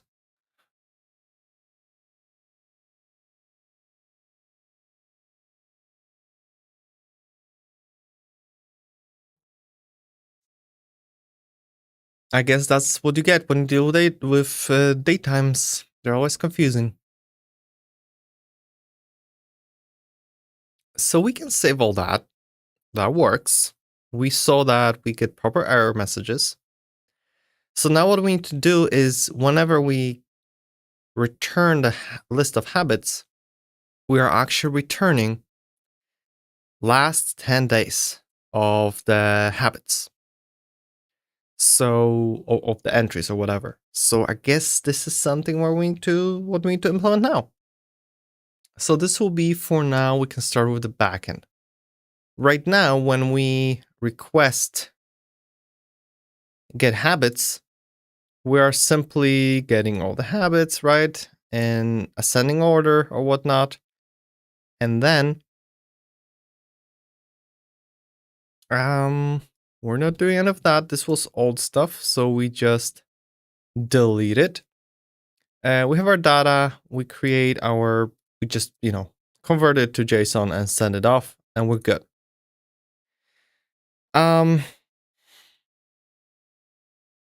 Because our database was able to provide everything for us. So we'll basically need to expand this select to actually include all the stuff. So normal SQL, we will deal with a join here, right? We would need to join the list, the logs and whatnot to get it right. So I think we're gonna need to approach it differently because, I could do something where, hey, select name, description, and maybe history, right? And history will be something like, I don't even know. I would probably need to do something like a subquery here as history. And the subquery will be select this and that, get the parent, which will be the habit that we're in now, which is, parent.id, and filter by that. But that means we would run literally a separate query for every single habit that we find here. Which is, if we have 30 habits, that means we're running 30 queries. I don't like that approach. So we can probably take it from the other way around. Because, we don't have joins. That means we can probably, let me actually go here. What we should do, I think, is just quickly create some more meaningful data. Because we have our eat breakfast. Let's just literally go to the database. Oh, be right back.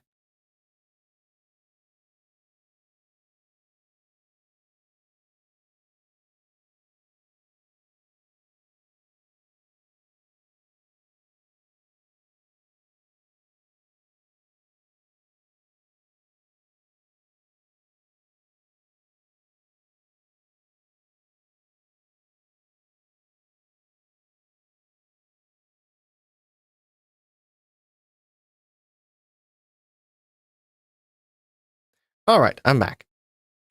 So we have some entries. We have the one for the breakfast, but the other ones, I don't know what they are. So we're gonna delete them. And for habits, those random names, we're just gonna delete them and just go on and quickly use our interface to create some new ones. So refresh. There we go. We have no more data. So let's add a habit like, I don't know, sleep every day, right? Or another habit that will be good to have is wake up every day, right? All the meaningless habits just for testing. So for eat breakfast, let's say entry for today, fulfilled, entry for maybe yesterday, not fulfilled, and another one for day before that, fulfilled. And we're gonna add another gap. So from 6th to 4th will be another fulfilled, okay? This way we should eventually get some dots here. We'll do the same here. We'll just add some sleep every day. Nearly missed it. And that'll be for yesterday, let's say. And then we're gonna do a day before that, failed. And day before that, fulfilled. And maybe another gap to something like here, where it's not fulfilled. Okay. And few random checks here. And let's plop this here. And let's also add something that's like way further out. That's maybe in July. That, you know, we have the data that's outside of this range so that we're going to filter it out properly.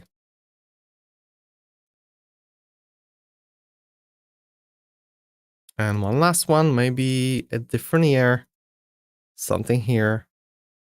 Bam. There we go. So when we go to our database now, and we have our 3 habits, and for log entry, we have plenty of entries, right? So we have some basic data to deal with.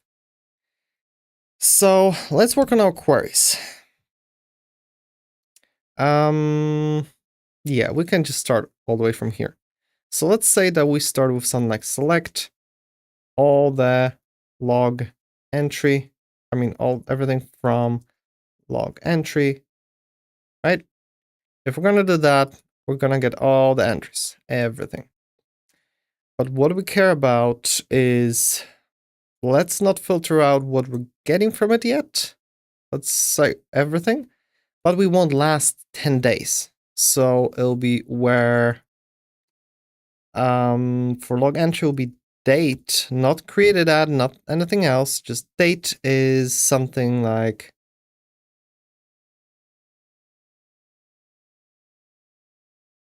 larger than 10 days ago, which will be time now, right? Minus 10 days.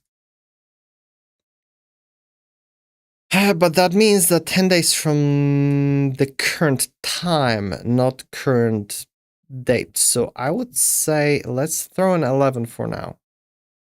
And then we'll say and date is less than time now.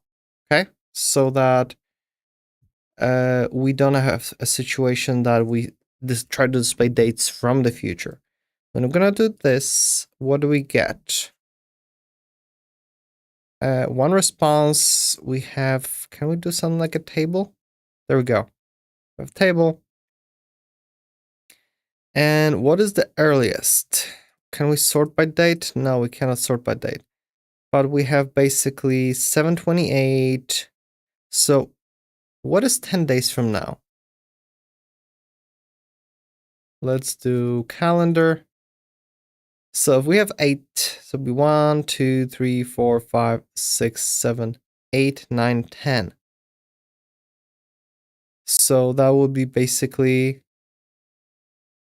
31st, 30th, and 29th. So 29th will be, oh, we've got one for 28th. Oh no, this is 29th, right? This is 29th. It just displays it here as because of time zones. Oof. So this seems to work for now. All right, this is a good starting point. This works for us. Next thing is, because we filter them, but we also want to filter them out where the deleted at is none, okay? And the rest. So we can start probably making it a little bit more readable. Select everything from this, where all that. And then what we need to do is select everything so that we have all our, date, habit ID, and all that good details. We have it here. But do we need it? What do we need to provide to the server? For now, we were providing name and description of the habit.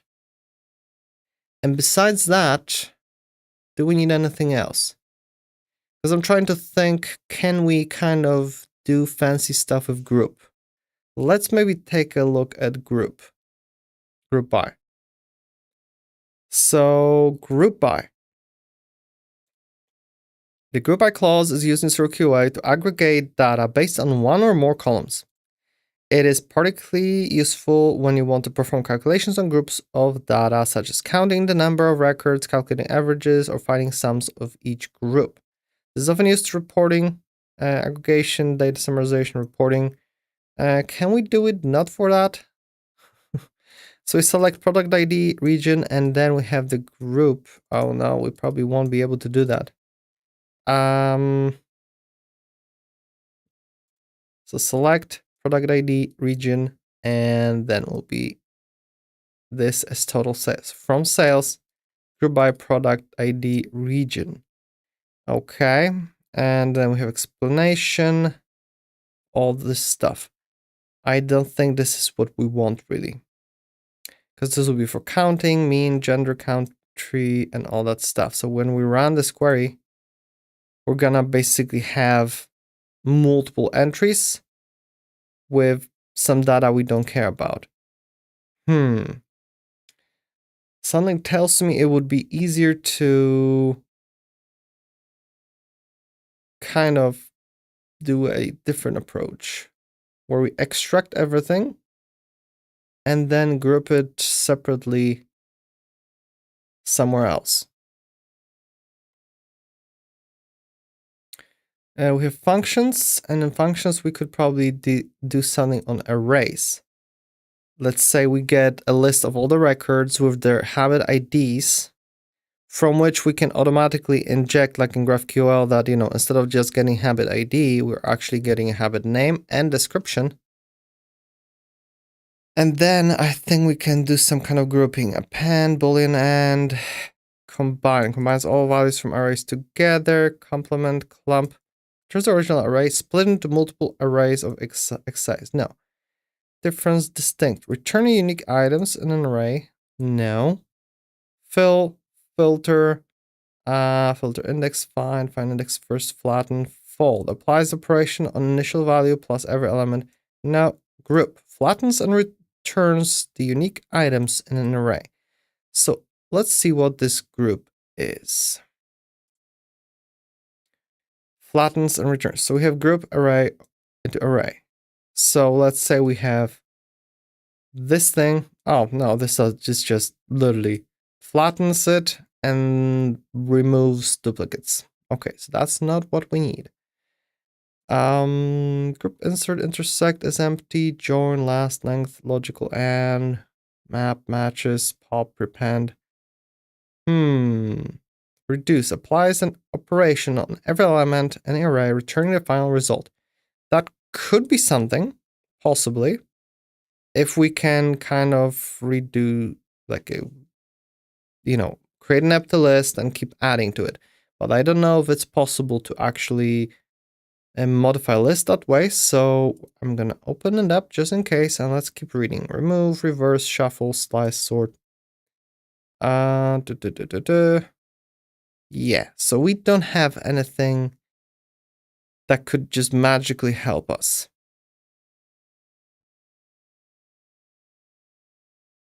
Sequence functions. Work with sequences. What are sequences? Oh, we have sequences? Define sequence. Oh, I have not heard about that. That means we can deal with stuff in batches? That's fun. I'll need to read about that because I have not heard about sequences. Define sequence. Huh. And oh, that's new in alpha. Look at that. So this is exciting. I'll need to read about that. But in the meantime, we have the reduce. The array reduce function reduces the elements. So we have array reduce, array enclosure. So when we get 10, 20, 30, 40, we do this plus that, and that's that. But can we reduce it into a different list?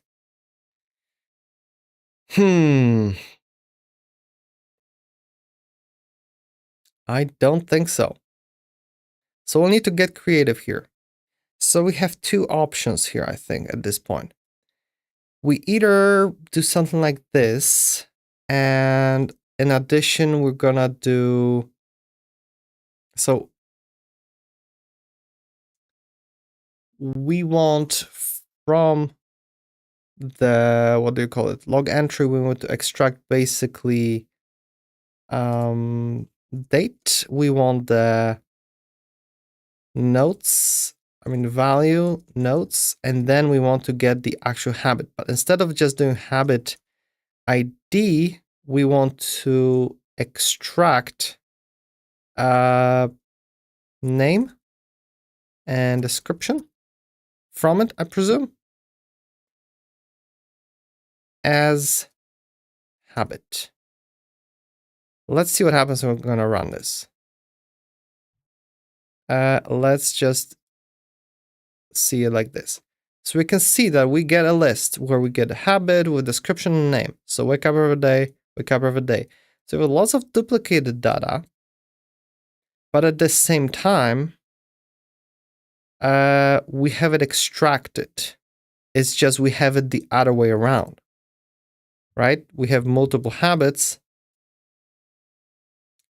and specific entries. So I'm thinking like, hey, on the code side, we need to flip it. So I wonder if it's cheaper to have this and kind of flip it than do something else.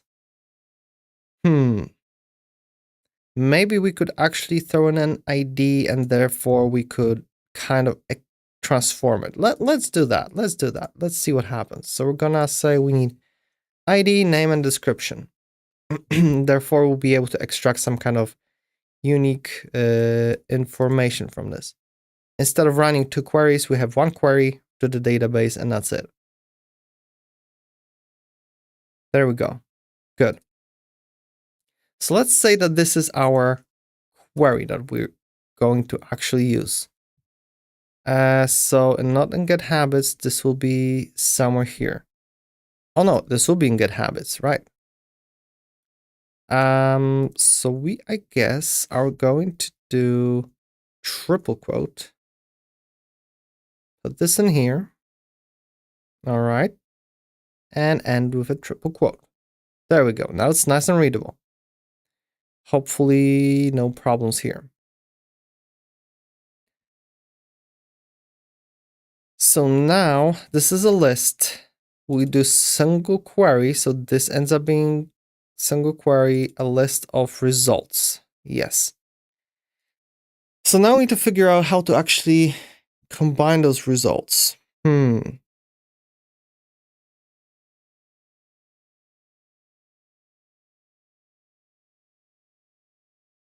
So let's look at those results again.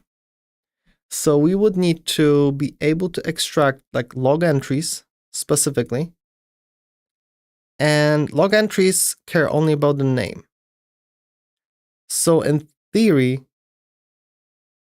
I could just throw in no, we don't even need a name for the log entry. Because when we send it, it already is a subset of the habit.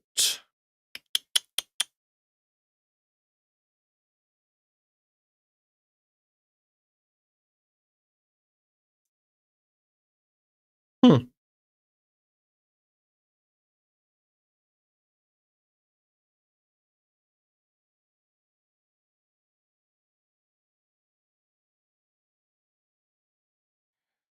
Because I'm trying to avoid the database doing work for us. I want the server to do work for us, and this would be fun challenge in Dart at this point. So it's easy to assemble those little, habits. But first we need to extract all the possible habits, and then we can create, attach them properly, like attach the history entries to it. So, how should I do it? Because we'll be going one by one through each element, right? So that's relatively simple. At every time, we should be able to extract the date, extract the nodes and value, right? Because that will be for our history. And then we can start by extracting the ID of the habit. We check if we already have it saved. If not, we extract the description and name and add it to the list of habits.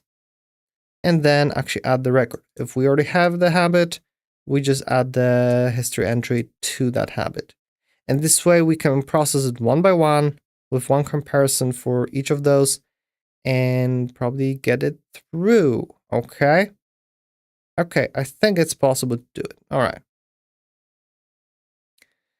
So let's do it this way. If the query result is okay, we want to do this. No, let's actually do it if the query result is not okay. We're going to return that, hey, there was a problem with the database, right? But other than that, we'll just continue here.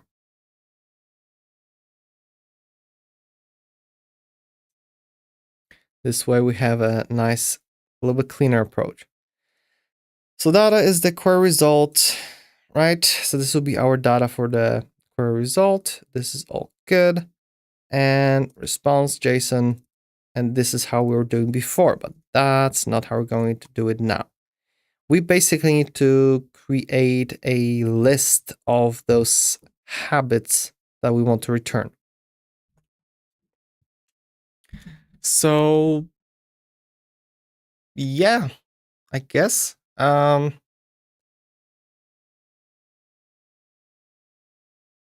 Final habits.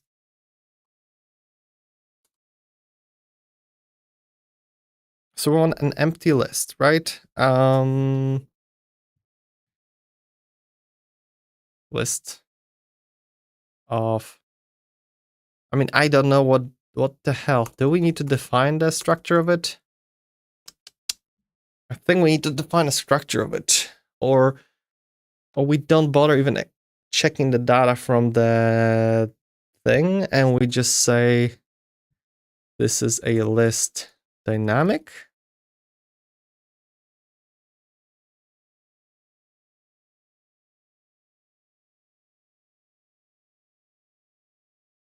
There we go. This is unhappy because unnecessary type notation of local variable. We'll leave it for now, okay? Because I have an idea.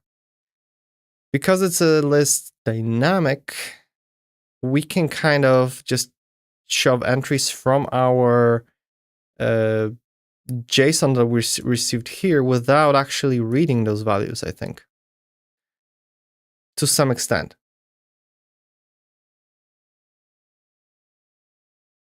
Because we want a list of entries, we don't want a map. But something tells me it would be easier to make a map of habit by ID to quickly get to them as we're processing all the entries so that we save time on lookups and then convert it to, extract the values into an actual list especially that we still need to apply some kind of sorting to it afterwards. So maybe we'll do it final habits map or habit map. And this will be a map between string as the ID and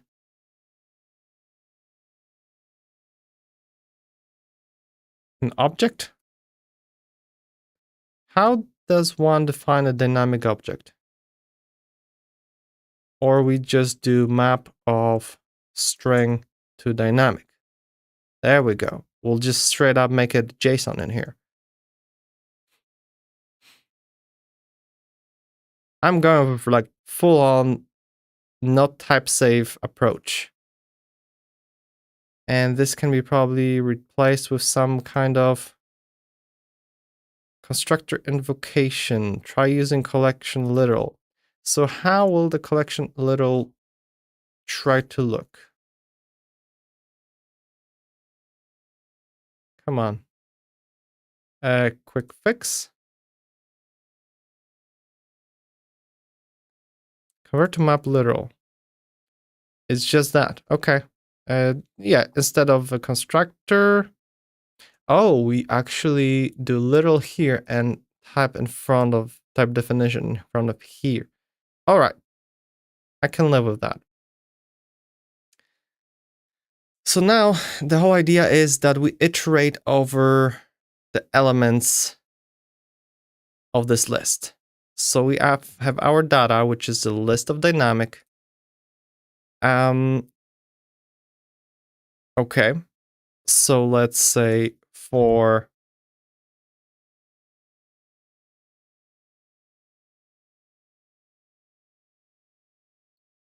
what final will be habit data.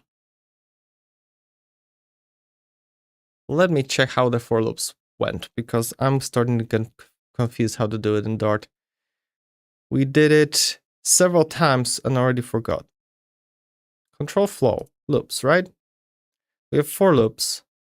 So we use it as var. So they are showing as instead of for loop, this is final, this is var. Why? They don't mention it. But I guess we'll just do final, something, and something. Okay. So for final, this will be habit data in data. So this will be considered dynamic, right? Dynamic habit data. So let's now do habit. Can we actually do as map of string to dynamic? Can we do it as in map it here? No, unfortunately not. Although that would be so nice. Unless we're going to do cast, returns a view of this list as a list of R instances. Oh, there we go. So we have cast the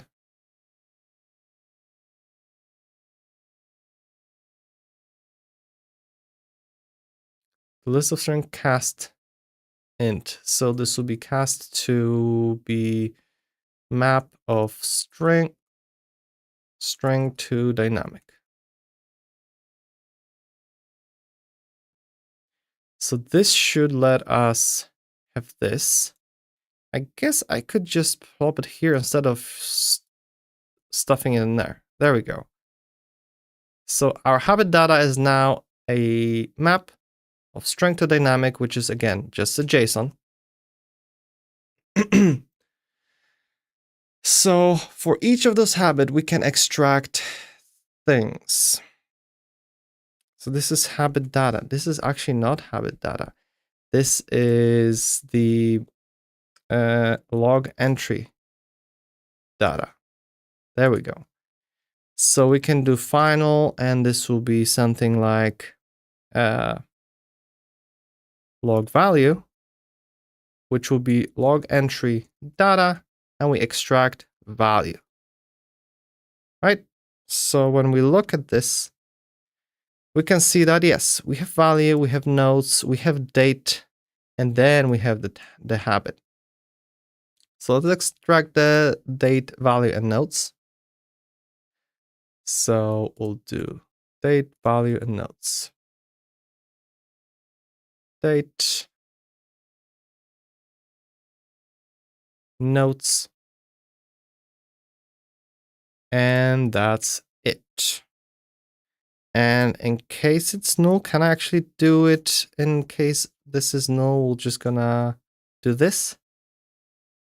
What does it show up? As dynamic, right? Dynamic. In case it's non-existent, I guess I can check for that. It will be empty value just in case it wasn't provided. We have something. Although the database already takes care of that, so we don't have to. All right.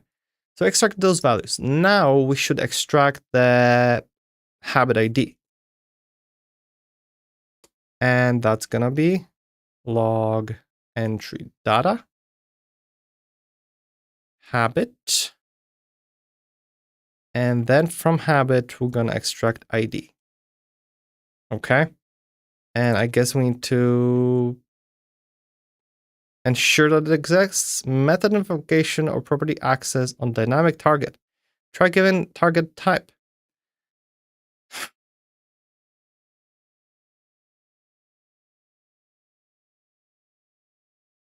This makes me angry.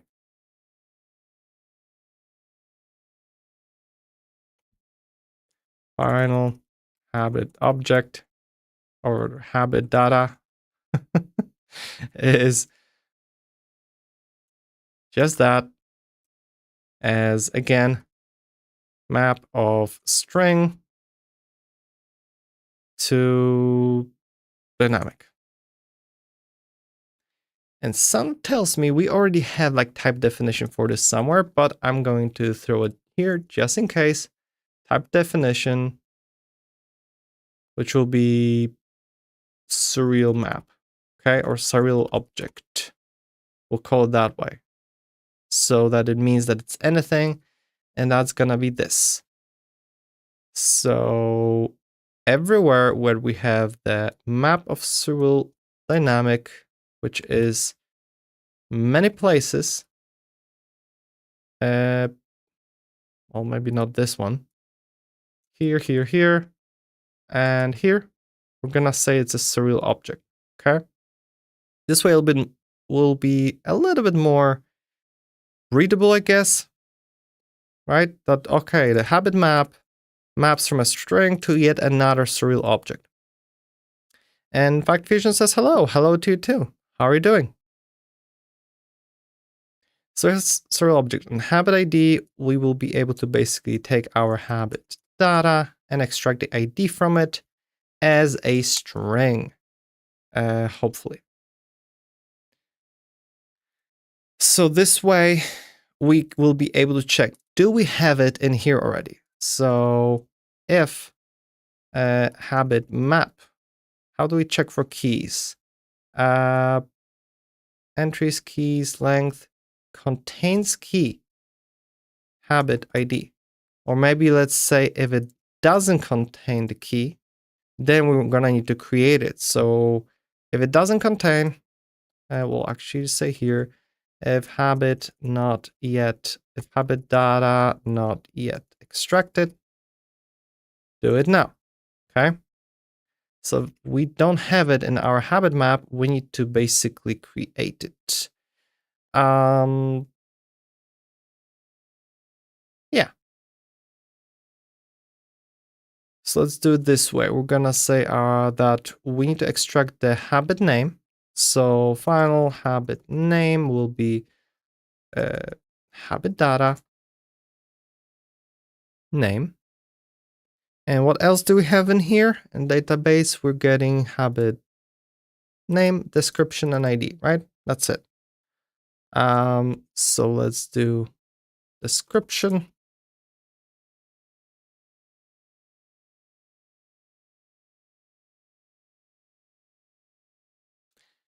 And Fact Fusion says, I have a doubt.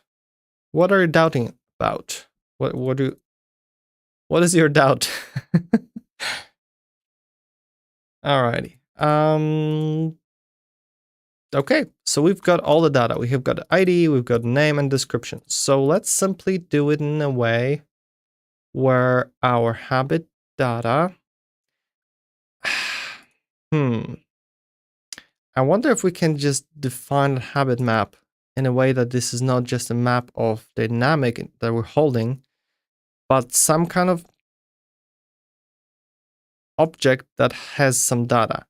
But then I think we'll have problems serializing it. So maybe we should just stick to this thing and just call it a day.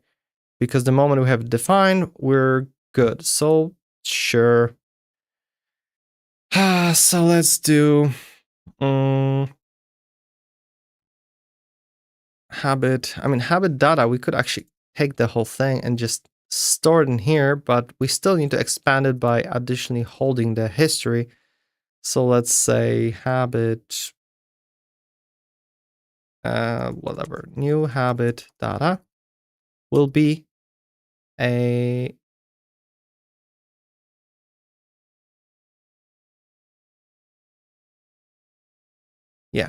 surreal object, right? That's how it worked here. When we were defining it, string to surreal object. That's what we need. So it'll be a map.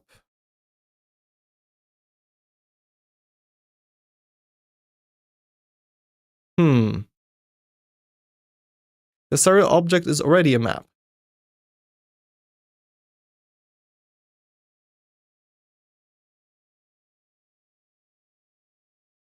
Final surreal object, new habit data, and this will be basically a map where we say, what is it? Name.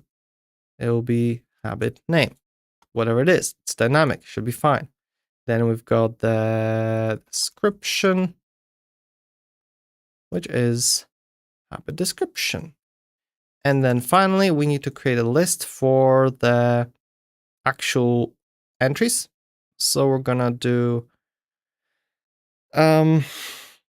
history, and we're gonna throw in a list, empty list. So this will be a list of dynamic. All right. Or in this case, it will be a list of surreal object. There we go. And now it's unhappy. Can be prefixed with this. Can I prefix it like this? Yes. Okay. And this way we have actually created a new habit data and we just need to insert it. So we'll do habit map, and this will be, the key will be literally the ID, which is the habit ID. And it's gonna be our new habit data. There we go. And this is saying that is unnecessary. Okay, if you say so. I don't like this code, but I guess it is what it is. When you read from top to bottom, it makes sense. So if we don't have this, we just do it that way. But if we have it, we should go a different route, right? If we already have it, we can just append to it. So in this case, we can create a new log object. So let's do final. This will be the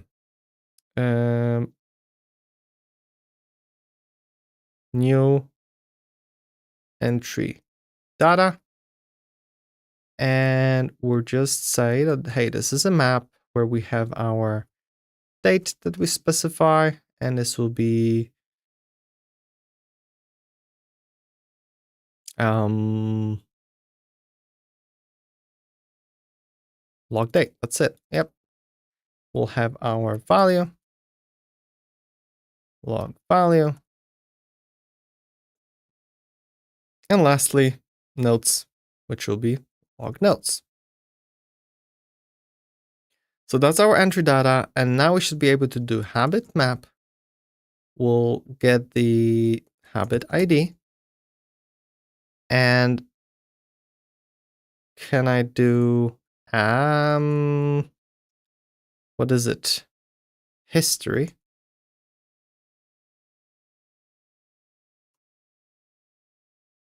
Add the, So now we're getting into the problem where, hey, this is not typed, so we're doing weird stuff. And it's like, hey, methodification property access on dynamic target. Try giving a target type. So this is where we need to start jumping around like crazy. Why can't I use it if I guarantee myself that, hey, this works?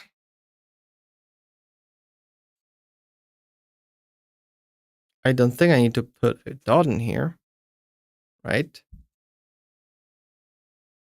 And this is going to be new entry data. So I would like to call it that way. Let's see if we can ask like ChatGPT to fix this for us. Let me try something. Oops.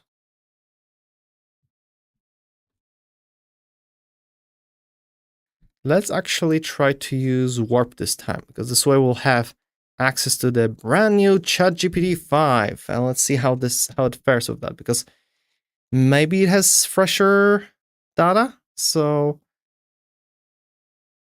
I have the following code, or Dart code, right? We're gonna give it Dart. Here's the snippet. The compiler / linter is complaining that I can't do this thing. Oh no, it's just can't do the BAM. But if everything is dynamic, why does it complain? I know that my code is valid. I don't want to split it into million sub-steps. Let's see what it can tell us. I really wonder. Because it just seems unnecessary. Short answer, the types aren't all dynamic in your code. And you're also using an unquoted key. Oh, that's another thing, yep. That's why the analyzer complains. What's going on? Data is list of serial object, not dynamic. Oh, I guess I should edit it. Can I like edit this thing? Because all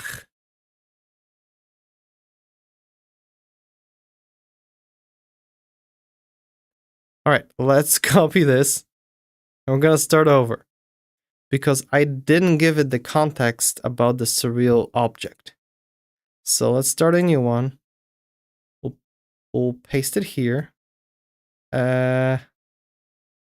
Why can't I copy it? What the hell? Copy. Paste. Now it worked. So let's give it the type definition of surreal object. Copy. And let's just paste it here. All right? Because that might affect the answer greatly. And AR Technology YouTube says hello. Hello to you too.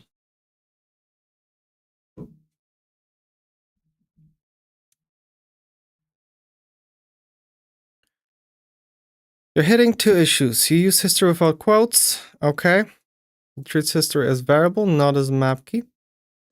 The type you gave history is wrong. You initialize history with list serial object BAM, which is a list of serial object. If you want a list of serial object instead, use this. Oh, that's right. Why? But everything is dynamic. That's help. serial object is map of string. So habit map is map of string at the outer index, static checking, minimal fix. So change it to quote history and proper initializer, and then do this as a list of serial object dot add. Oof. Oh, and I can just throw an exclamation mark, possibly. So let's see what we can do about it. All right, let's see what we can do about it. So we were down here. First of all, we can fix our list to be just a list of serial objects, right? That's already better. And then here, we're gonna say, hey, we're forcing that. I know the habit ID exists, and we extract the history from it. Okay. Now it complains that method invocation and property access on dynamic target, try giving it type. So I guess it wants it that, hey, this is a list of serial object, right? And we quote it in parentheses so that it doesn't complain. Look at that, ChatGPT was right. And then we add our new enter data. Okay. All right, this might work. Ugly as heck, but it works. Okay, so considering we have this, and yeah, the main issue here is that I would gladly use some smaller types if only I was able to just serialize a type easily. But it seems like JSON serialization requires you to jump through a bunch of hoops, and because of that, it sucks. All right, so habit map this history as list of serial object, add entry data. So basically, as we're going through all the log entries from the database, if we don't have that specific habit yet, we're gonna add it to the map, and then no matter if it was new or it already existed, we can just add the entry to it. So we will end up with a bunch of entries in there, and they won't be sorted because sorting would be yet another ordeal. I think we can leave sorting to the front end, all right? Let's not rely on the backend too much. We'll do it on the front end however we want to display the data. It will be easy on the front end to sort it. Because it's gonna be in JavaScript and it's just easy. This here sucks. Okay, I already can see that I don't like Dart on the backend. For now, at least, unless I get a little bit more accustomed to it. Okay. So we have all the stuff processed. So we have our habit map, but we don't want to send it as a map. We want to send it as a list of everything. So we should be able to send it as and Zishan says, what motivates you so much? You seem very powerful. I struggle with staying consistent. Can you please give me advice? What motivates me? I just really like programming or whatever. And, you know, in a daily job, I do the same thing over and over again. I say same thing. It's mostly C# and .NET and some JavaScript. Nothing exciting most of the time. And I just like exploring different languages. I don't know, it makes me happy. And in my case, I'm actually live streaming so that I am staying consistent. So that, you know, I said, hey, every day, for at least for last week, every day in the morning, I need to get up and live stream. And this makes me that, hey, till 12, I will be, you know, for like 3 hours straight, I'll be focused on this because I'm live on YouTube and somebody like you can come in and look what I'm doing. And therefore, yeah, I need to stay on the topic. I can't do anything else. So I guess that's how I stay motivated. But yeah, it's hard to get up in the morning to do live stream, especially when you're searching for a job right now. So, yeah, but it keeps me sharp. So I had like multiple reasons for things. I don't know what advice to give. For me, it works to stream, and that forces me to do stuff. Okay, so we get the body, and instead of returning this data that we got from the database, we need to get the habit map. And can we get like entries, which will be iterable of stuff? And we just do toList. That might be it. And because everything is dynamic and maps of string to something which is already JSON compatible, it might just work. So let's see what the hell happens if we're gonna try to make a request now. Refresh. Internal server error. Okay, let's see what happened.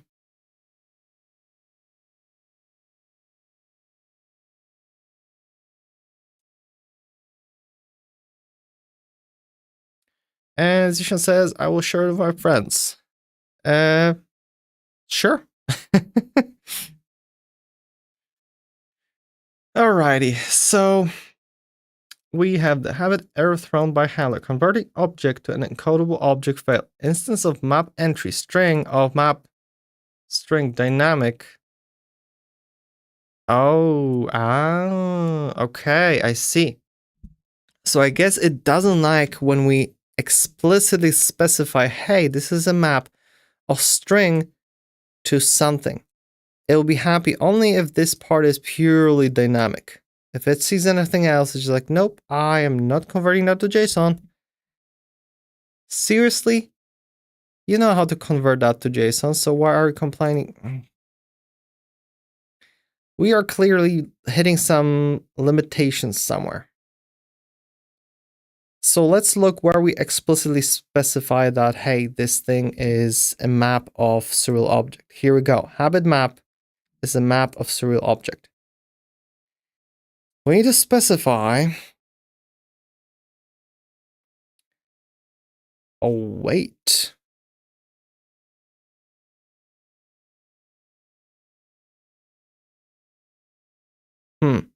What if we specify that it's a map of dynamic? It's gonna break some stuff for us, but only a few spots, right? Here. Method invocation or property access on dynamic target, right? It complains that, hey, when I get this, I don't know what I'm getting. So I guess we need to wrap it once again. That this as serial object. Okay. And now it looks even uglier. But it might work. The line exceeds. Yes, of course it exceeds. Why wouldn't it? Oh, it is such bad code. Let's see if this changes anything. Nope. We still get internal server error. It keeps retrying. So let's look at it again. Now we have still the same problem.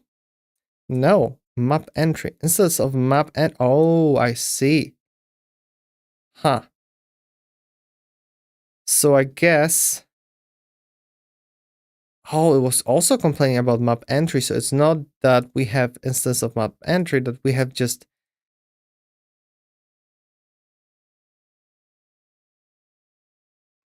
Wait, does it I am confused what it's complaining about.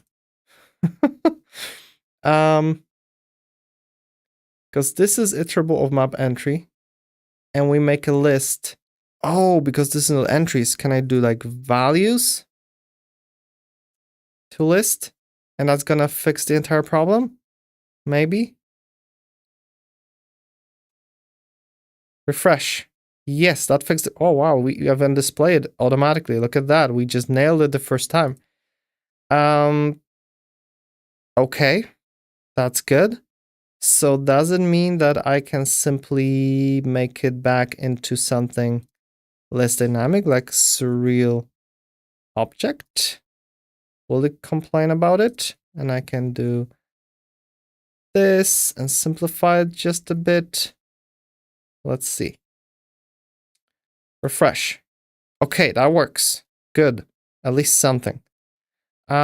So now, if I would say entry for 1, 2, 3, 4, 5, 6 days.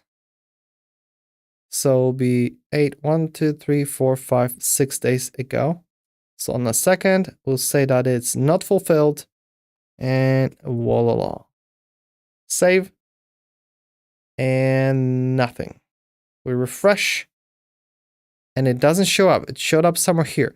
Okay, so I guess this is because our frontend is expecting the server to send an entry for every single thing. Our frontend doesn't realize that I just do things in a specific way. It just lines them up. So what we should do, I believe, is just fix the frontend. Because I don't see a reason for the backend to like, okay, I'm going to send last 10 days, and for each day, I'm going to provide a value. That's just unnecessary data to transfer. So it would be nice if the frontend was smart enough, you know what, I'm going to fill it out. I know what today's date is, and I'm going to display them in the correct way. I think that's what we're going to do, because that will be the best way. Although let me just take a peek if we can do it today, or we need to do it tomorrow. So this will be the part, because we have our habit card. It receives basically when it calls the habit visualization to show those checkboxes. And it basically provides the last entries that we get all the way from the parent. So maybe the habit visualization will be smart enough to actually take the entries and like figure out by date. So instead of our visualization, we were so far counting that, hey, the last entries, we count their length because we're basically at this point figuring out, hey, this is exactly the number of things we have to display and whatnot, and and everything will depend on that.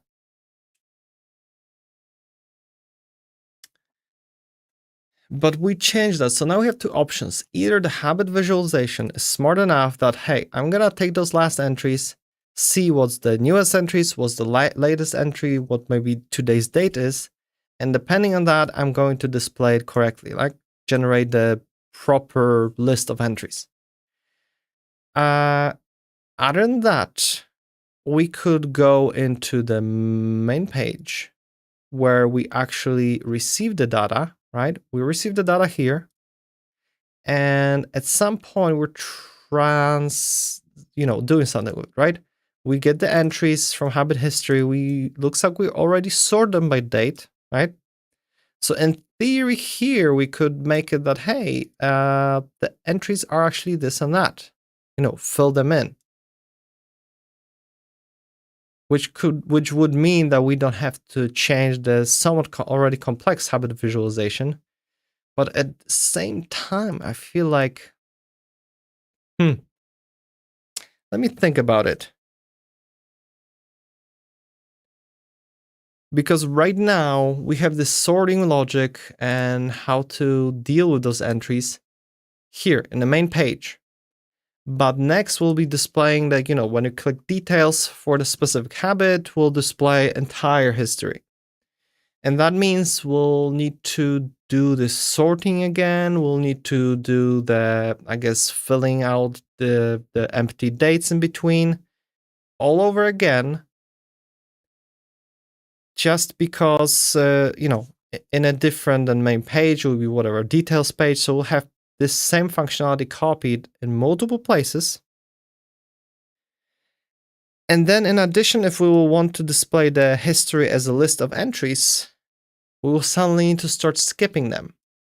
So I think this logic should be 100% in habit visualization, so that whenever we throw the habit visualization, it will be able to just get a list of entries, maybe even unsorted. It's going to sort it itself and always display it correctly and call it a day.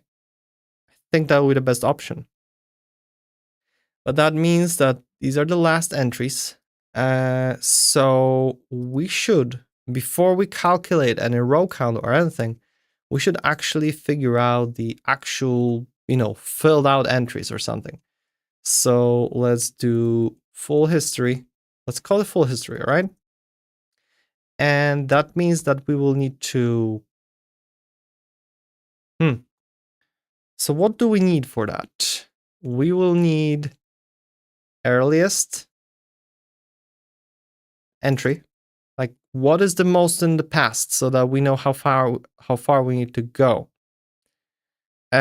Which is kind of also dependent on the target row count, how many rows we want to display, if show empty rows and whatnot, all this stuff.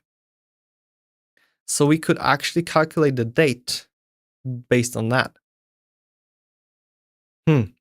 So earliest entry is basically calculate based on current date and number of entries to display. Then we'll be able to take that and iterate over each date. And I guess find the entry from our full history to do that. Or maybe we're going to, instead of doing a search through the last entries every iteration, instead we could just make empty list of like missing entries, and then go over last entries and just insert them in the correct spot. That could be potentially faster as long as we can quickly decide what date it belongs to or whatnot, which would be very simple calculation, no need for hashing and lookups, so that would be probably much better. So we can say that for full history will be basically a list of those entries. But how are we dealing with those entries? We have the length, and then when we're displaying them, we have last entries. We just take that. So current entry value will be either true or false, right? But what about the missing ones? Because we have that the input is yes, no. So if current entry index is larger than 0, bam, bam, bam. Otherwise, we have disabled one.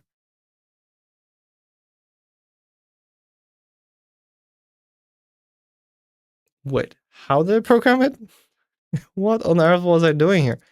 We have rows index, and then entries. So we're going over entries per row. So this is just IDs, right? Current entry index. We just calculate the index, so which value to get from it, right? And that's it. So current entry value is the last entries. We get the index, okay? And that's it. Oh, because here we're just simply banking on the fact that the server sent everything. So we have either true, false, and these are the only possible values. We would need to convert it that our full history is either true, false, or straight up nothing. Like null, right?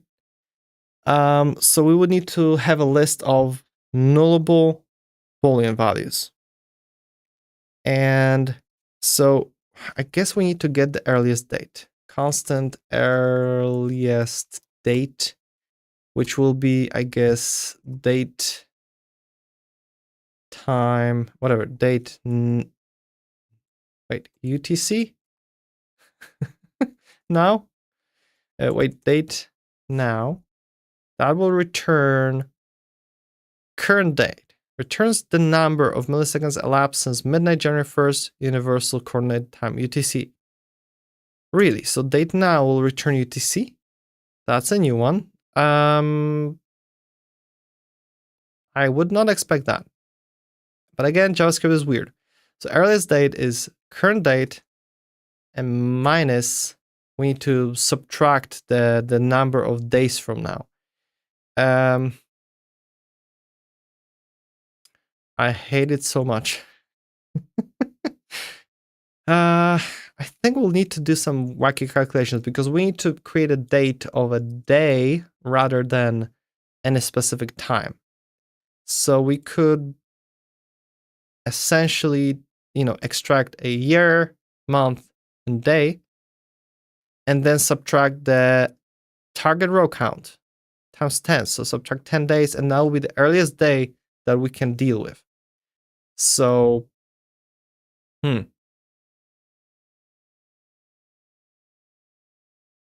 Oh, this sucks so much. I won't be able to do it in 10 minutes before the live stream ends. So let's wrap it up now. What we're gonna do is basically we need to calculate the earliest date by, you know, so it will be something like get the today's date without time. Then we're gonna do something like subtract 10 whatever entries per row, which is 10, times the target row count. So basically, how many days per row and how many rows are we supposed to display? And this will basically decide on, hey, we need to whatever. That's the earliest day we can display. And then that will be, third will be construct the date, so we can kind of start doing stuff with this. And I guess find a way to use it as an index. Because in our full history, that will be a list, right? A list is being indexed by just days. I mean, from 0 to something. So if we were able to, take some kind of date and convert it from that date into index, see if it's negative value or if it's larger than the full history allows. What larger means it's in the future. Negative index would mean that it's, before what we want to show, we would be able to easily iterate over things. So as we have that done, we know basically the earliest date and basically the max index. So we can do const max index will be not max index. Let's say max entries would be, what is it? Entries per row times target row count, right? This will be how many entries we can do. So we would need to basically make an array of that. So I guess array from, and what the hell was it? Iterable? Oh, geez. Okay, that was a way to make an array from numbers. I did that, whatever, some other stream, but I already forgot how to do that. But yeah, that will be the list of those entries, and then we'll be able to, they will be all null values, and then we'll be able to basically go on and continue with this code to some extent. Just make sure we add all the entries, and they'll be already automatically sorted, which is nice too. Yeah. And then probably some modifications here to how to display it and whatnot. It's going to be a larger project, but I think it will be worthwhile and something interesting. Okay, so that's it for today. The app looks good so far. Now it probably won't work because, of course, we've got errors. But yeah, we'll save that and it should be fine. We got a lot done. We can log our entries, right? Beautiful. Something. It's janky and that's great. Our habit addition works. Everything gets into our database. So we have our, define our log entry and habit. We can query it in somewhat okay way.